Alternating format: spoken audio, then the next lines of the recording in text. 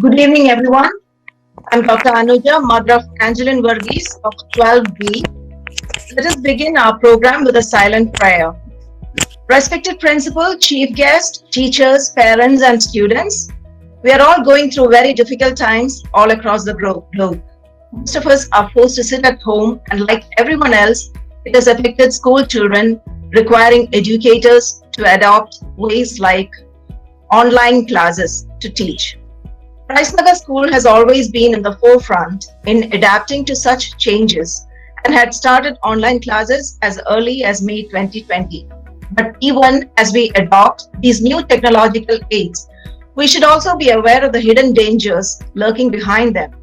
This is more so for the young and vulnerable groups like school children who may easily fall prey to them. And this is a major concern for all of us parents. Here again, Christnagar School has taken the initiative to conduct a session to make us aware and be equipped to avoid these dangerous traps. So today we have all joined here on this online platform to listen to a talk on safe and secure education.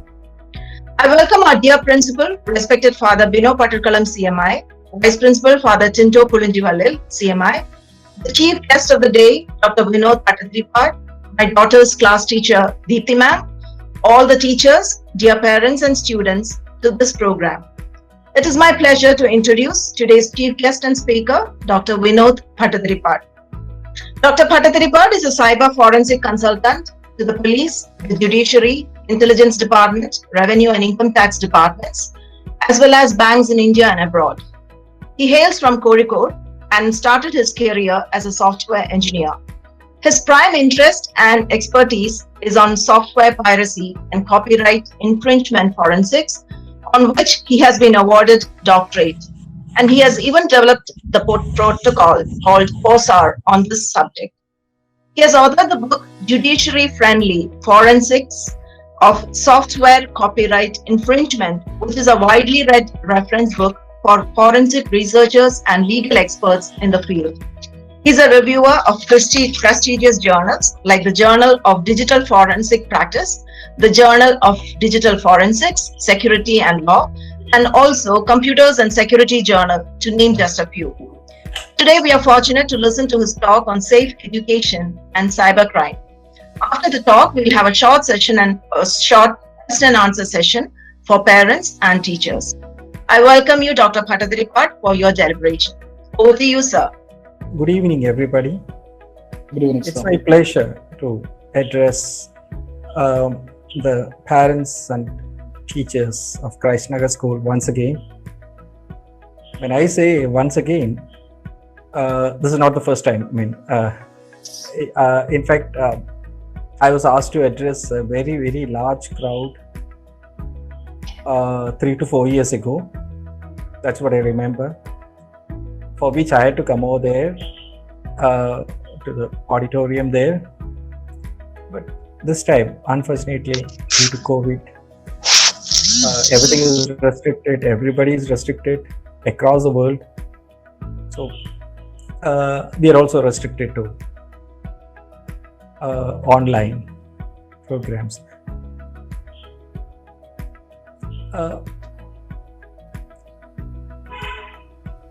During this period, or I should say, I should start with the period just before the COVID. Before COVID-19, for several decades or even several centuries, we were following a particular education or teaching pattern wherein there is an eye-to-eye contact between the student and the teacher.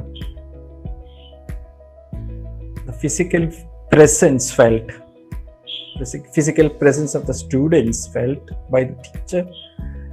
The physical presence of the teacher was felt by the students.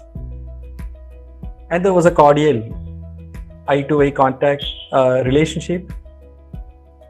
Everything is gone due to COVID. Everything is absent in post-COVID online teaching. Online education, I should say, it's not just teaching, it's learning also. So totally online education. there are several difficulties that generally faced by the student community and also by the teaching community. One of the biggest issues that I might put up is the lack of the presence of love and care, or lack of the feeling of love and care between the teacher and the students. Students may not feel the love and care of the teachers. Teachers may not feel the love and care of the students. This is just temporary. Soon, very soon, students will start learning how to care for, how to feel the love and care of the teachers, and teachers will also learn soon how to feel the love and care of the love the student, or the loving presence of the student online. So this is just teething problem, I should say. Teething problem, everybody knows what is a teething problem. When the first tooth starts coming out, there can be infections, there can be fever, but it's just temporary. Just for a week or so. Just like that, this is just a teething problem, just for the first few months, that's all. Soon, people will start enjoying this. It doesn't mean that this is the only problem. There are several other problems also. Another big problem is, during the pre-COVID time, parents used to ask the student to keep the mobile phones away, to keep the TV away, or keep themselves from the away from the TV. It's like, go to your classes or go to your study room. Learn properly. Don't think about the mobile phones. Don't play with the mobile phones for too long. Don't sit in front of the TV for too long. Use the time for learning, preparing. But now it's changed. You go to the TV, you take your mobile phone. That's the instruction these days. So it's a big change. It's a big change. You are giving a full-fledged mobile phone to the student with internet connection, a full-fledged TV with all cable connections, and you ensure that these channels are available in all these equipment.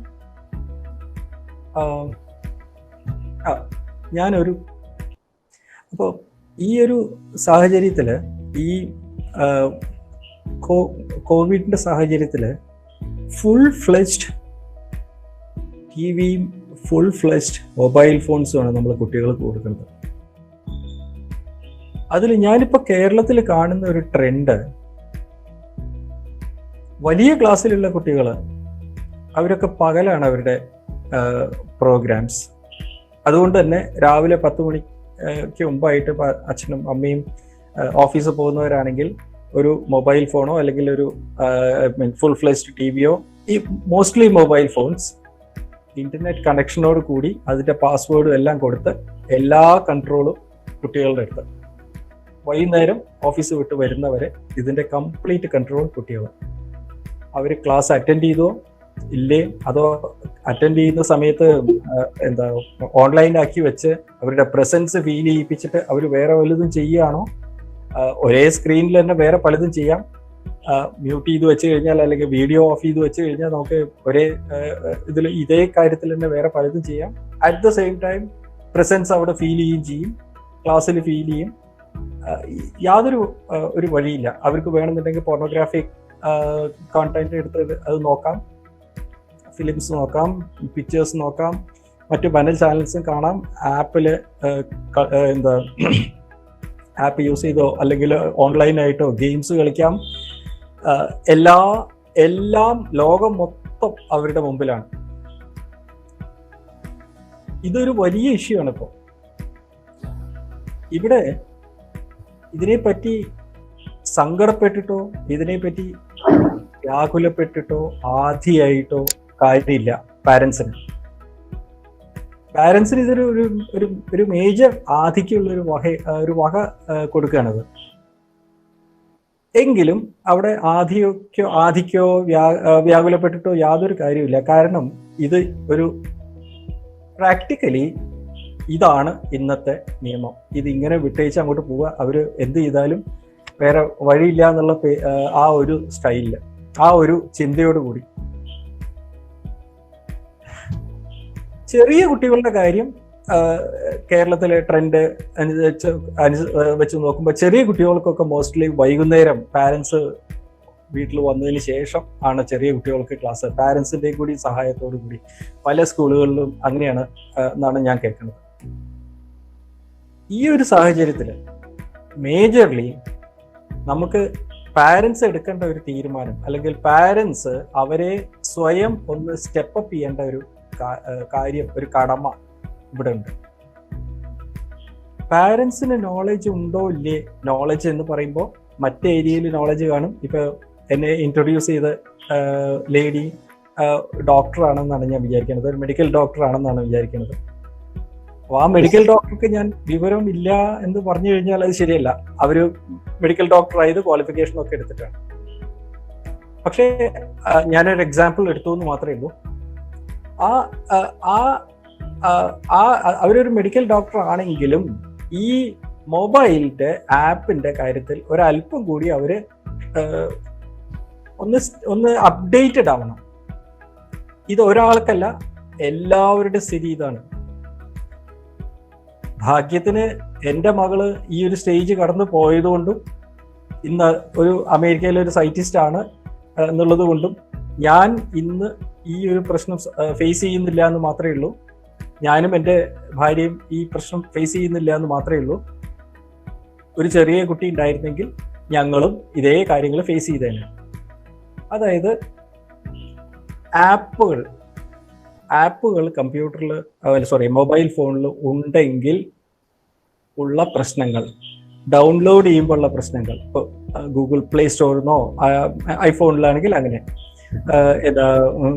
ആൻഡ്രോയിഡിലാണെങ്കിൽ Google play സ്റ്റോറിൽ നിന്ന് download ചെയ്യുമ്പോൾ ശ്രദ്ധിക്കേണ്ട കാര്യങ്ങൾ, അതുപോലെ തന്നെ ആപ്പുകൾ use ചെയ്യുമ്പോൾ ശ്രദ്ധിക്കേണ്ട കാര്യങ്ങൾ, അതുപോലെ തന്നെ ഇതിന്റെ പല സൈറ്റുകളിൽ പോയി ചെക്ക് ചെയ്യുമ്പോൾ, സൈറ്റുകളിൽ വിസിറ്റ് ചെയ്തിട്ട് പോർണോഗ്രാഫിക് സൈറ്റിലൊക്കെ വിസിറ്റ് ചെയ്താലത്തെ പ്രശ്നങ്ങൾ, ഇത്തരം കാര്യങ്ങളെ പറ്റിയിട്ട് ഒരു ബേസിക് അവബോധം പാരൻസിന് ഉണ്ടാവുകയാണ് ആദ്യത്തെ ആവശ്യം. അതില്ല എന്നല്ല ഞാൻ പറയുന്നത്, ഇത്തരം ഒരു സാഹചര്യത്തിൽ കൂടുതലായിട്ടുണ്ടാവും. ഒരു എക്സാമ്പിൾ എടുത്തിട്ട് പറയാം. കഴിഞ്ഞ 2 ആഴ്ച മുമ്പ് ആണ് കേരളത്തിലെ ഈ ഫോട്ടോഗ്രാഫിക് റിലേറ്റഡ് ആയിട്ട് റെയ്ഡ് നടന്നത്. ആ റെയ്ഡിനെ പറ്റിയിട്ട് ഒരു ചെറിയ ഡിസ്ക്രിപ്ഷൻ പറയണം. അതായത് എവ്രി ഇയർ, അല്ലെങ്കിൽ എല്ലാ ദിവസവും എന്ന് പറയട്ടെ, എവ്രി ഇയർ എന്ന് പറയേണ്ട ആദ്യം എല്ലാ ദിവസവും തന്നെ യുണൈറ്റഡ് നേഷൻസ് അവരുടെ സൈബർ പോരാളികൾ എന്ന് പറയട്ടെ, അവരുടെ സൈബർ ടീം ഫോർ ദെം, ആ സൈബർ ടീം 24 hours ഈ ലോകത്തിൽ ആരൊക്കെയാണ് പോർണോഗ്രാഫിക് ഫോട്ടോസും വീഡിയോസും ഒക്കെ അപ്ലോഡ് ചെയ്യണത്, ഡൗൺലോഡ് ചെയ്യണത്. പോർണോഗ്രാഫിക് ഫോട്ടോസ് എന്ന് പറഞ്ഞു കഴിഞ്ഞാൽ നമുക്ക് എല്ലാവർക്കും അറിയാം, ലൈംഗിക ചുവയുള്ള വീഡിയോസും ഫോട്ടോസും. ഇതൊക്കെ ആരൊക്കെയാണ് ഇതൊക്കെ അപ്ലോഡ് ചെയ്യണത്, ആരൊക്കെയാണ് ഡൗൺലോഡ് ചെയ്യണത്, ആരൊക്കെയാണ് ഇത് ഇതിന്റെ സ്ഥിരം ഉപഭോക്താക്കള്, ആരൊക്കെയാണ് വാച്ച് ചെയ്യുന്നത്, ഡൗൺലോഡ് ചെയ്യല്ല ജസ്റ്റ് വാച്ച് ചെയ്യുക, അതുപോലെ ഡൗൺലോഡ് ചെയ്യണത് ആരാ, അപ്ലോഡ് ചെയ്യണത് ആരാ, ഏതൊക്കെ സൈറ്റിലാണ് എന്നുള്ളതിൻ്റെയൊക്കെ അത് കൃത്യമായിട്ട് ഫോളോ ചെയ്യും. കൃത്യമായിട്ട് അവർ ഡാറ്റ കളക്ട് ചെയ്യും.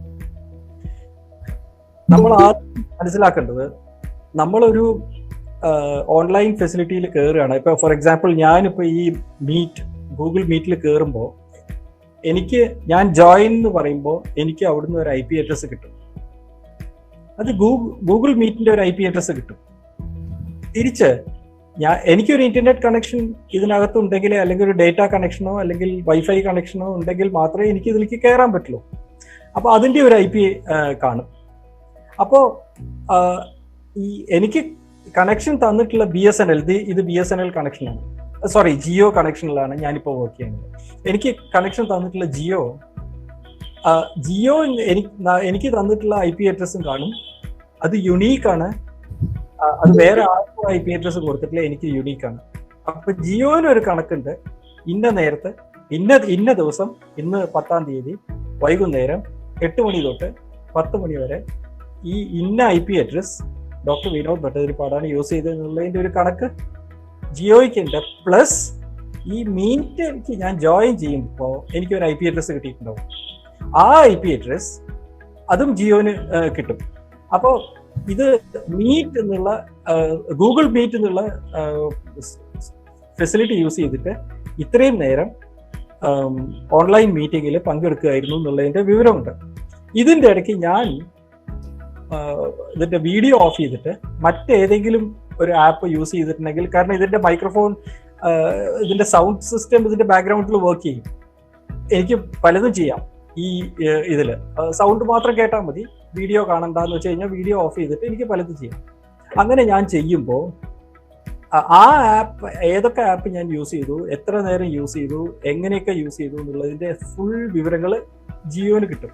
ജിയോനല്ല, ഇതേപോലെ പോർണോഗ്രാഫിക് ഫോട്ടോസും വീഡിയോസും ഒക്കെ അപ്ലോഡ് ചെയ്യുന്ന എല്ലാ വിവരങ്ങളും യുണൈറ്റഡ് നേഷൻസ് കളക്ട് ചെയ്യും. ഇതേ മെത്തേഡ് വയ്ക്കും. എന്നിട്ട് അതാത് രാജ്യങ്ങൾക്ക് വീതിച്ചു കൊടുക്കും. അതായത് ഇന്ത്യന്ന് അപ്ലോഡ് ചെയ്തും ഡൗൺലോഡ് ചെയ്തും ആയിട്ടുള്ള IP അഡ്രസ്സുകളുടെ ഒരു ലിസ്റ്റ് എടുത്തിട്ട് ഇന്ത്യക്ക് കൊടുക്കും. അതൊരു വലിയ ലിസ്റ്റ് വരും, വളരെ വലിയ list. Ministry of home affairs ഇതിനാണ് കിട്ടുക. അവരത് ഡിവൈഡ് ചെയ്തിട്ട് എല്ലാ സ്റ്റേറ്റുകൾക്കും കൊടുക്കും. പല സ്റ്റേറ്റുകളും വളരെ സ്മാർട്ടായിട്ട് ചെയ്യണത്, ഇത്തരം കാര്യങ്ങൾ ചെയ്യണതാണ്. കേരളം അങ്ങനെ ഒരു സ്റ്റേറ്റ് ആണ്. ഇപ്പൊ കേരളത്തിന് കിട്ടുന്ന ഈ ലിസ്റ്റ്, കേരളം അതിന്റെ പോസ്റ്റൽ അഡ്രസ്സ് എടുക്കും. IP അഡ്രസ്സേ കിട്ടുള്ളൂ. അത് കഴിഞ്ഞിട്ട് അതിന്റെ പോസ്റ്റൽ അഡ്രസ്സ് എടുക്കും. എന്നിട്ട് എവിടെ നിന്നാണ് ഇതൊക്കെ ചെയ്തിട്ടുള്ളത് എന്നുള്ളത് മനസ്സിലാവും. എന്റെ അറിവ് ശരിയാണെന്നുണ്ടെങ്കിൽ കഴിഞ്ഞ തവണ, ഇത്തവണ ഈ 2020 ഏകദേശം 200ഓളം ലൊക്കേഷൻസിന്റെ അഡ്രസ്സാണ് കിട്ടിയത്. 200ഓളം ലൊക്കേഷൻസ് എന്നാണ് കേരളത്തിൽ നിന്ന് ഇത് അപ്ലോഡ് ചെയ്യലും ഡൗൺലോഡ് ചെയ്യലും വ്യാപകമായിട്ട്. ഇതിന്റെ ഒരു ഇന്റലിജൻസ് റിപ്പോർട്ട് ഉണ്ടാക്കും. ആരൊക്കെയാണ് ഈ സൈറ്റിൽ താമസിക്കുന്നത്, അല്ലെങ്കിൽ ആരാണ്, ഏത് ഓഫീസാണിത്, അവിടെ ആരൊക്കെയാണുള്ളത്. ഇതിന്റെ ഇന്റലിജൻസ് റിപ്പോർട്ട് ഒന്നും അറിയേയില്ല. ചിലപ്പോൾ നമ്മളൊക്കെ അതിൽ പെട്ടുവെന്നും വരും. പക്ഷെ നമ്മളൊന്നും ഫോട്ടോഗ്രാഫിക് ഫോട്ടോസ് കാണുന്ന ആളുകളല്ലാത്തതുകൊണ്ടും വീഡിയോസ് ഒന്നും കാണുന്ന ആളുകളല്ലാത്തതുകൊണ്ടും ഒരുപക്ഷെ നമ്മൾ അതിൽ പെട്ടില്ല എന്നും വരും. എനിവേ, പക്ഷെ നമ്മുടെ വീട്ടിൽ നമ്മൾ അറിയാതെ ഒരു കുട്ടി ഇത് ചെയ്തിട്ടുണ്ടെങ്കിൽ നമ്മൾ അറിയില്ല. പക്ഷെ ഇന്റലിജൻസ് ഡിപ്പാർട്ട്മെന്റ് അത് അറിയും, അവരുടെ ലിസ്റ്റിൽ കയറും. അങ്ങനെ കഴിഞ്ഞ തവണ അത് ലിസ്റ്റൊക്കെ ഉണ്ടാക്കി അതിൽ ഒരു 100ഓളം ആളുകളുടെ ലിസ്റ്റ് തയ്യാറാക്കി കേരളത്തില് 100ഓളം സ്ഥലങ്ങളിൽ റെയ്ഡ് നടത്തും. 2 ആഴ്ച മുമ്പെയാണ്. എല്ലാ വർഷവും നടക്കും ഇത്. എല്ലാ വർഷവും യുണൈറ്റഡ് നേഷൻസ് ലിസ്റ്റ് കൊടുക്കും. എല്ലാ വർഷവും നടക്കും. കേരളത്തിൽ നടന്നത് 2 ആഴ്ച മുമ്പാണ്. ഈ 100ഓളം ലൊക്കേഷനിൽ റെയ്ഡ് നടന്നിട്ട് 43 പേരെ ആണ്, എന്റെ ഓർമ്മ ശരിയാണെങ്കിൽ 43 പേരെയാണ് അറസ്റ്റ് ചെയ്തത്. ഈ അറസ്റ്റ് ചെയ്തതിൽ 18 വയസ്സിന് താഴെയുള്ള കുട്ടികൾ, ഹൈസ്കൂളിൽ പഠിക്കുന്ന കുട്ടികൾ, ഇൻട്രസ്റ്റിംഗ്ലി 2 MBBS ഡോക്ടർമാര് ഇതിനകത്ത് പെട്ടു. എല്ലാ ഏരിയയിൽ നിന്നുള്ള ആളുകളും ഉണ്ട് ഇതിൽ, എല്ലാ ഏരിയയിൽ നിന്നുള്ളതുണ്ട്. ചെറിയ കുട്ടികളുണ്ട്. 14 വയസ്സ്, 15 വയസ്സ്, 16 വയസ്സ്, 18 വയസ്സുള്ള കുട്ടികളൊക്കെ ഉണ്ട്. ഈ കേസ് രജിസ്റ്റർ ചെയ്ത് കഴിഞ്ഞാൽ പോക്സോ നിയമപ്രകാരമാണ്. കാരണം ഇത് പ്രത്യേകം യുണൈറ്റഡ് നേഷൻസ് ഇത് പ്രത്യേകം ചെയ്യുന്നത് 18 വയസ്സിന് താഴെയുള്ള കുട്ടികൾ ഉള്ള പോർണോഗ്രാഫിക് ഫോട്ടോസും പോർണോഗ്രാഫിക് വീഡിയോസും ആണ് നോക്കണത്. അപ്പൊ അത് ഒരിക്കലും നോക്കാൻ പാടില്ലാത്ത കാര്യമാണിത്. അത് വാച്ച് ചെയ്യുന്ന ആളുകളിൽ വലിയവരുണ്ട്, 18 വയസ്സിന് താഴെയുള്ള കുട്ടികളുണ്ട് ഈ ലിസ്റ്റിൽ. എൻ്റെ എന്താ ഓർമ്മ ശരിയാണെങ്കിൽ ഏകദേശം 43ഓളം ആളുകൾ ഇപ്പൊ ജയിലിലാണ് കഴിഞ്ഞ 2 ആഴ്ച മുമ്പ് നടന്ന ഇതില്. കാരണം ഇത്തരം കേസില് തുടക്കത്തില് കേസ് ചാർജ് ചെയ്ത് ഉടനെ കോടതിയിൽ എത്തിയാൽ ആദ്യം ജഡ്ജി ചെയ്യേണ്ടതെന്ന് വെച്ചാൽ ജാമ്യത്തിനൊക്കെ കൊടുക്കും, പക്ഷെ ജാമ്യം കിട്ടില്ല. ജഡ്ജി പറയാം ആദ്യം കുറച്ച് ദിവസം പോയി ജയിലിൽ കിടക്കുക, ബാക്കിയൊക്കെ പിന്നെ. അതിപ്പോ 14 വയസ്സായാലും 16 വയസ്സായാലും 18 വയസ്സായാലും 100 വയസ്സുള്ള ആളായാലും ആദ്യം കുറച്ച് ദിവസം പോയി ജയിലിൽ കിടക്കും, ബാക്കിയൊക്കെ പിന്നെ. ഇതാണ് ആറ്റിറ്റ്യൂഡ്. പോക്സോ റിലേറ്റഡ് കേസാണ് എങ്കിൽ, അതായത് 18 വയസ്സിന് താഴെയുള്ള കുട്ടികളെ ഉള്ള ഫോട്ടോഗ്രാഫിക് ഫോട്ടോസോ ഇതൊക്കെ കാണുകയാണെങ്കിൽ വാച്ച് ചെയ്യണ ആളുകളോ അല്ലെങ്കിൽ ഡൗൺലോഡ് ചെയ്യണതോ അപ്ലോഡ് ചെയ്യണതോ ആളുകളാണെന്നുണ്ടെങ്കിൽ എന്തായാലും ആദ്യം കുറച്ച് ദിവസം ജയിലിൽ കിടക്കുക, എന്നിട്ട് മതി ജാമ്യം.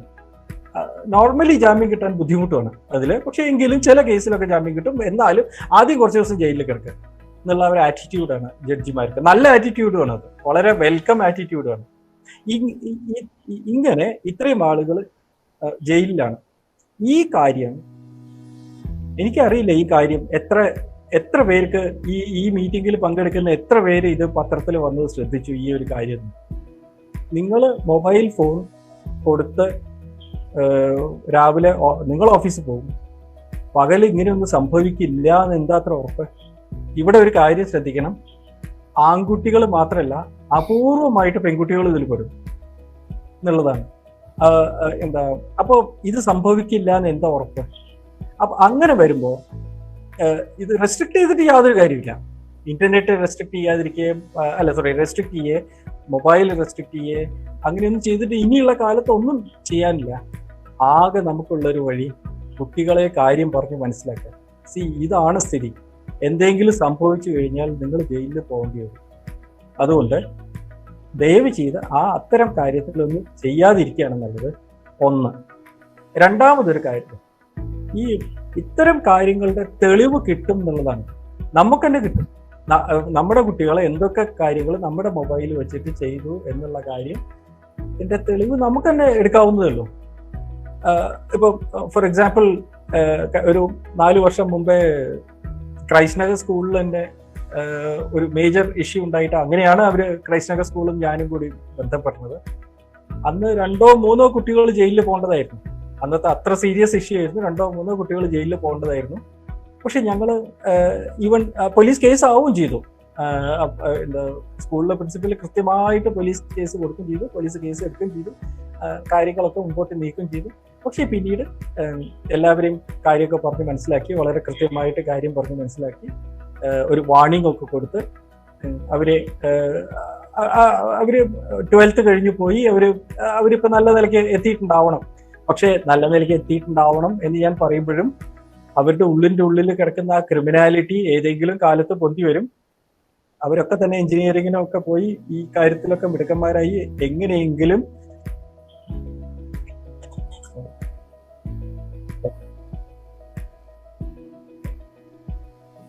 അവരുടെ ക്രിമിനാലിറ്റി ഒക്കെ പൊന്തി വന്ന് ഈ കാര്യത്തിൽ ഇനിയും അവർ പറയാൻ പറ്റില്ല, പെടാതിരിക്കട്ടെ.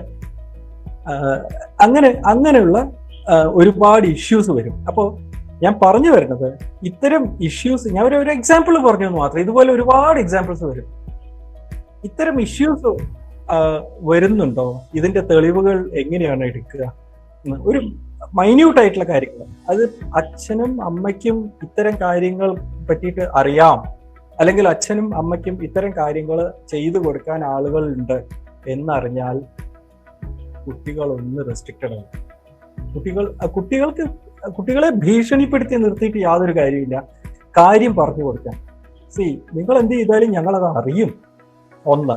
2, നിങ്ങൾ കഴിയുന്നത്ര ഇത് ചെയ്യാതിരിക്കുക. കാരണം എന്തെങ്കിലും ചെയ്തു കഴിഞ്ഞാൽ നിങ്ങളാണ് ജയിലിൽ പോവുക, മറ്റുള്ളവരല്ല, ഞങ്ങളല്ല ജയിലിൽ പോവുക.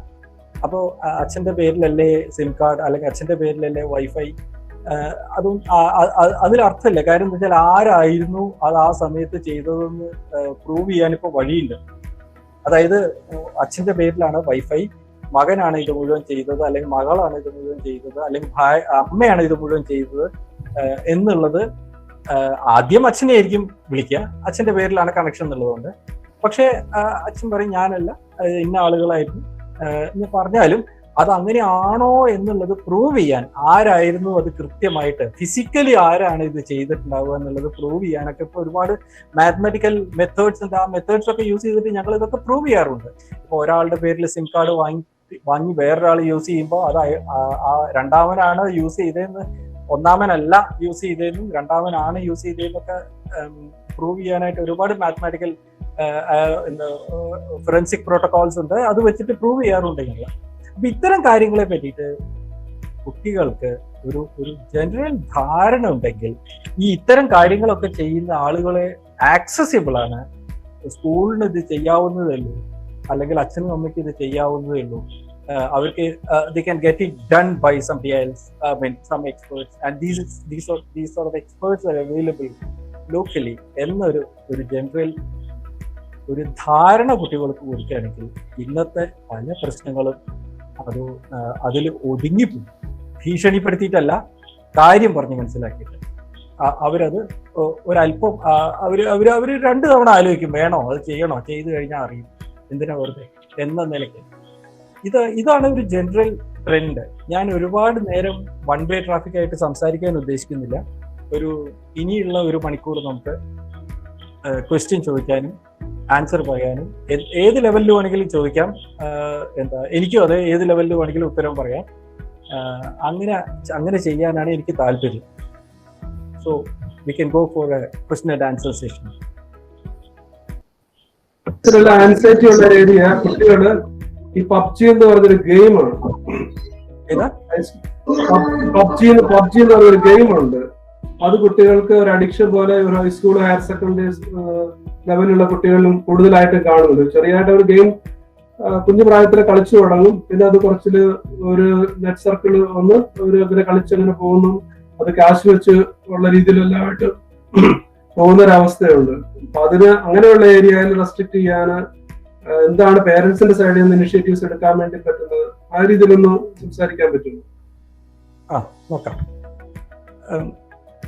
ഇൻട്രസ്റ്റിംഗ്ലി ഗെയിമിന്റെ കാര്യം പറഞ്ഞപ്പോഴാണ് എൻ്റെ സണ്ണിൻലോ, എൻ്റെ മകളുടെ ഹസ്ബൻഡ്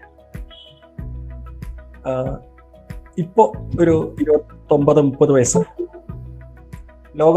ലോകത്തിലെ ഏറ്റവും പ്രശസ്തമായിട്ടുള്ള ഗെയിം കോൾ ഓഫ് ഡ്യൂട്ടി എന്നുള്ള ഗെയിം, അതായത് അമേരിക്കയിലെ ഹോളിവുഡില് പബ്ലിഷ് ചെയ്യുന്ന, ലോകത്തില് ഇന്നത്തെ നിലയ്ക്ക് 4 മില്യൺ ആൾക്കാർ ഏത് സമയം എടുത്താലും 4 മില്യൺ ആൾക്കാർ ഓൺലൈനായിട്ട് കളിച്ചുകൊണ്ടിരിക്കുന്ന ലോകത്തിലെ ഏറ്റവും പ്രശസ്തമായിട്ടുള്ള ഗെയിമിംഗ് കമ്പനിയുടെ കോർ എഞ്ചിനീയറിംഗ് ടീമിലെ അതൊരു മൾട്ടി ക്രോർ കമ്പനിയാണ്. അത് one of the biggest gaming companies in the world, prestigious companies in the world. അതിന്റെ കോർ എഞ്ചിനീയറിംഗ് ടീമിലെ ഒരു സീനിയർ എഞ്ചിനീയറാണ്. ഗെയിമിംഗ് എഞ്ചിനീയറിംഗിൽ എംടെക് ഉള്ള ആളാണ്. അപ്പൊ ഞാൻ ഇതേ ചോദ്യം ഞാൻ എൻ്റെ സണ്ണിൻലോനോട് ചോദിച്ചു. ഒരു പർട്ടിക്കുലർ ഗെയിം പറഞ്ഞിട്ടല്ല. അപ്പൊ ജനറലി ഈ ഗെയിമിനോട് ഇത്രയും താല്പര്യം ഉണ്ടായിരുന്ന ആള് 15 വയസ്സായപ്പോഴേക്കും സ്വന്തം ഗെയിം ഉണ്ടാക്കി മറ്റുള്ളവരെ കൊണ്ട് കളിപ്പിക്കുന്ന ഒരാള്, 17 വയസ്സാകുമ്പോഴേക്കും ആ ഗെയിം അപ്ഡേറ്റ് ചെയ്തിട്ട് നല്ലൊരു ഗെയിം ആക്കിയ ഒരാള്. അപ്പൊ ആ ആളോട് ഞാൻ അങ്ങോട്ട് ചോദിച്ചു, എങ്ങനെയാണ് ഈ ഗെയിം ഒരു അഡിക്ഷൻ ആവാതെ അതൊരു പ്രൊഫഷൻ ആയി കൊണ്ടുവന്ന് ഒരു വലിയ ശമ്പളം വാങ്ങുന്ന ലെവലിലേക്ക് ഒരു എഞ്ചിനീയറിംഗ് ഏരിയയിൽ, കമ്പ്യൂട്ടർ എഞ്ചിനീയറിംഗ് കഴിഞ്ഞ് ഒരു എഞ്ചിനീയറിംഗ് പ്രൊഫഷൻ ആക്കി എടുത്തിട്ട് വളരെ സക്സസ്ഫുൾ ആയിട്ട് 25 വയസ്സിൽ ക്യാമ്പസ് പ്ലേസ്മെന്റിൽ ഹോളിവുഡിൽ എത്തിയതെന്ന് ഞാൻ ഈ സണ്ണിൻലോനോട് ചോദിച്ചു. സണ്ണിൻലോ ആദ്യം ഉത്തരം പറഞ്ഞത്, ഞാനൊരു ഗെയിം കളിക്കാരനല്ല, ഗെയിം ഡെവലപ്പറാണ്. ഗെയിം കളിക്കാൻ തുടങ്ങിയാൽ അഡിക്റ്റഡ് ആവും. അതെനിക്ക് 15 വയസ്സിൽ മനസ്സിലായി. ഗെയിം കളിക്കാൻ തുടങ്ങിയാൽ അഡിക്റ്റഡ് ആവും. ഞാൻ അത്തരം ഗെയിമുകൾ ഉണ്ടാക്കാനാണ് ഞാൻ ശ്രമിച്ചത്. ഉണ്ടാക്കി നോക്കാനും അതിന്റെ ടെക്നോളജി കാര്യങ്ങളിലാണ് ഞാൻ ചെയ്തിരുന്നത്. ഞാൻ ഉണ്ടാക്കിയ ഗെയിം പോലും ഞാൻ ഒരു അഡിക്ഷൻ ആവുന്നതിന് മുമ്പ് കളി നിർത്തും എന്നുള്ളത്. അപ്പോൾ ഇതൊരു ഇൻഡിക്കേഷൻ ആണത്. ഇതേപോലെ തന്നെയായിരുന്നു ഇപ്പോൾ 35 വർഷം ഇപ്പോൾ കമ്പ്യൂട്ടർ സയൻസ് ഫീൽഡിലേക്ക് വന്ന ആളാണ് ഞാൻ. 35 വർഷമായി കമ്പ്യൂട്ടർ സയൻസ് ഫീൽഡിൽ. അന്നത്തെ മാസ്റ്റേഴ്സ് ഡിഗ്രി ഈ ഒരുപാട് ഗെയിംസ് അന്നുണ്ട് ഒരുപാട് ഗെയിംസ്. ഇവിടെയൊക്കെ തന്നെ ഒരു പരിധിയിൽ കൂടുതൽ നമ്മളെ തന്നെ റെസ്ട്രിക്ട് ചെയ്തു. അന്നൊന്നും അങ്ങനെ പറഞ്ഞു തരാനും ആളുണ്ടായിരുന്നില്ല. നമ്മളെ തന്നെ റെസ്ട്രിക്ട് ചെയ്തു എന്നുള്ളതാണ്. ഇവിടെയും എഡ്യൂക്കേഷൻ മാത്രമേ പറ്റുള്ളൂ. എഡ്യൂക്കേഷൻ കൊണ്ട് മാത്രം, അതായത് എഡ്യൂക്കേഷൻ എന്ന് പറയുമ്പോൾ കുട്ടികൾക്ക് കാര്യം പറഞ്ഞ് മനസ്സിലായിക്കോട്ടെ. നിങ്ങൾ ഗെയിം കളിക്കാനല്ല സമയം ചെലവാക്കേണ്ടത്, അതുപോലത്തെ ഗെയിം ഉണ്ടാക്കാനാണ്. നിങ്ങൾക്ക് ഗെയിം കളിക്കാൻ കഴിവുണ്ടെങ്കിൽ അത് ഒരു പക്ഷേ അതുപോലത്തെ ഗെയിം ഉണ്ടാക്കാനുള്ള കഴിവ് കാണും. അല്ലെങ്കിൽ അതിന്റെ ഗ്രാഫിക്സ്, ഇപ്പോൾ ചിത്രം വരയ്ക്കാൻ കഴിവുള്ള ആളുകൾ ഉണ്ടാവും. അപ്പൊ അവർക്ക് ഇതേപോലത്തെ ഗ്രാഫിക്സ് ഉണ്ടാക്കാൻ പറ്റും. അങ്ങനെ ഗ്രാഫിക്സ് ഇതേപോലത്തെ ഈ ഗെയിമിൽ യൂസ് ചെയ്ത പോലത്തെ ഗ്രാഫിക്സ് നിങ്ങൾക്ക് ഉണ്ടാക്കാൻ പറ്റുമോ? നിങ്ങൾ ശ്രമിച്ചു നോക്കൂ. അതുപോലത്തെ അതിന്റെ ഓഡിയോ സിസ്റ്റംസ്, അതിന്റെ വീഡിയോ സിസ്റ്റംസ്, അതിന്റെ അതുപോലത്തെ ഒരുപാട് കാര്യങ്ങൾ അവരെ ഗെയിമായിട്ട് ബന്ധപ്പെട്ട് പോസിറ്റീവായിട്ട് നമുക്ക് തിരിച്ചു വിട്ടു കഴിഞ്ഞാൽ ഒരു പക്ഷേ അവർക്ക് ഇതൊരു വലിയ ഒരു ഇൻകം ജനറേറ്റിംഗ് തിങ് ആയി മാറും അവർക്ക് ഭാവിയിൽ.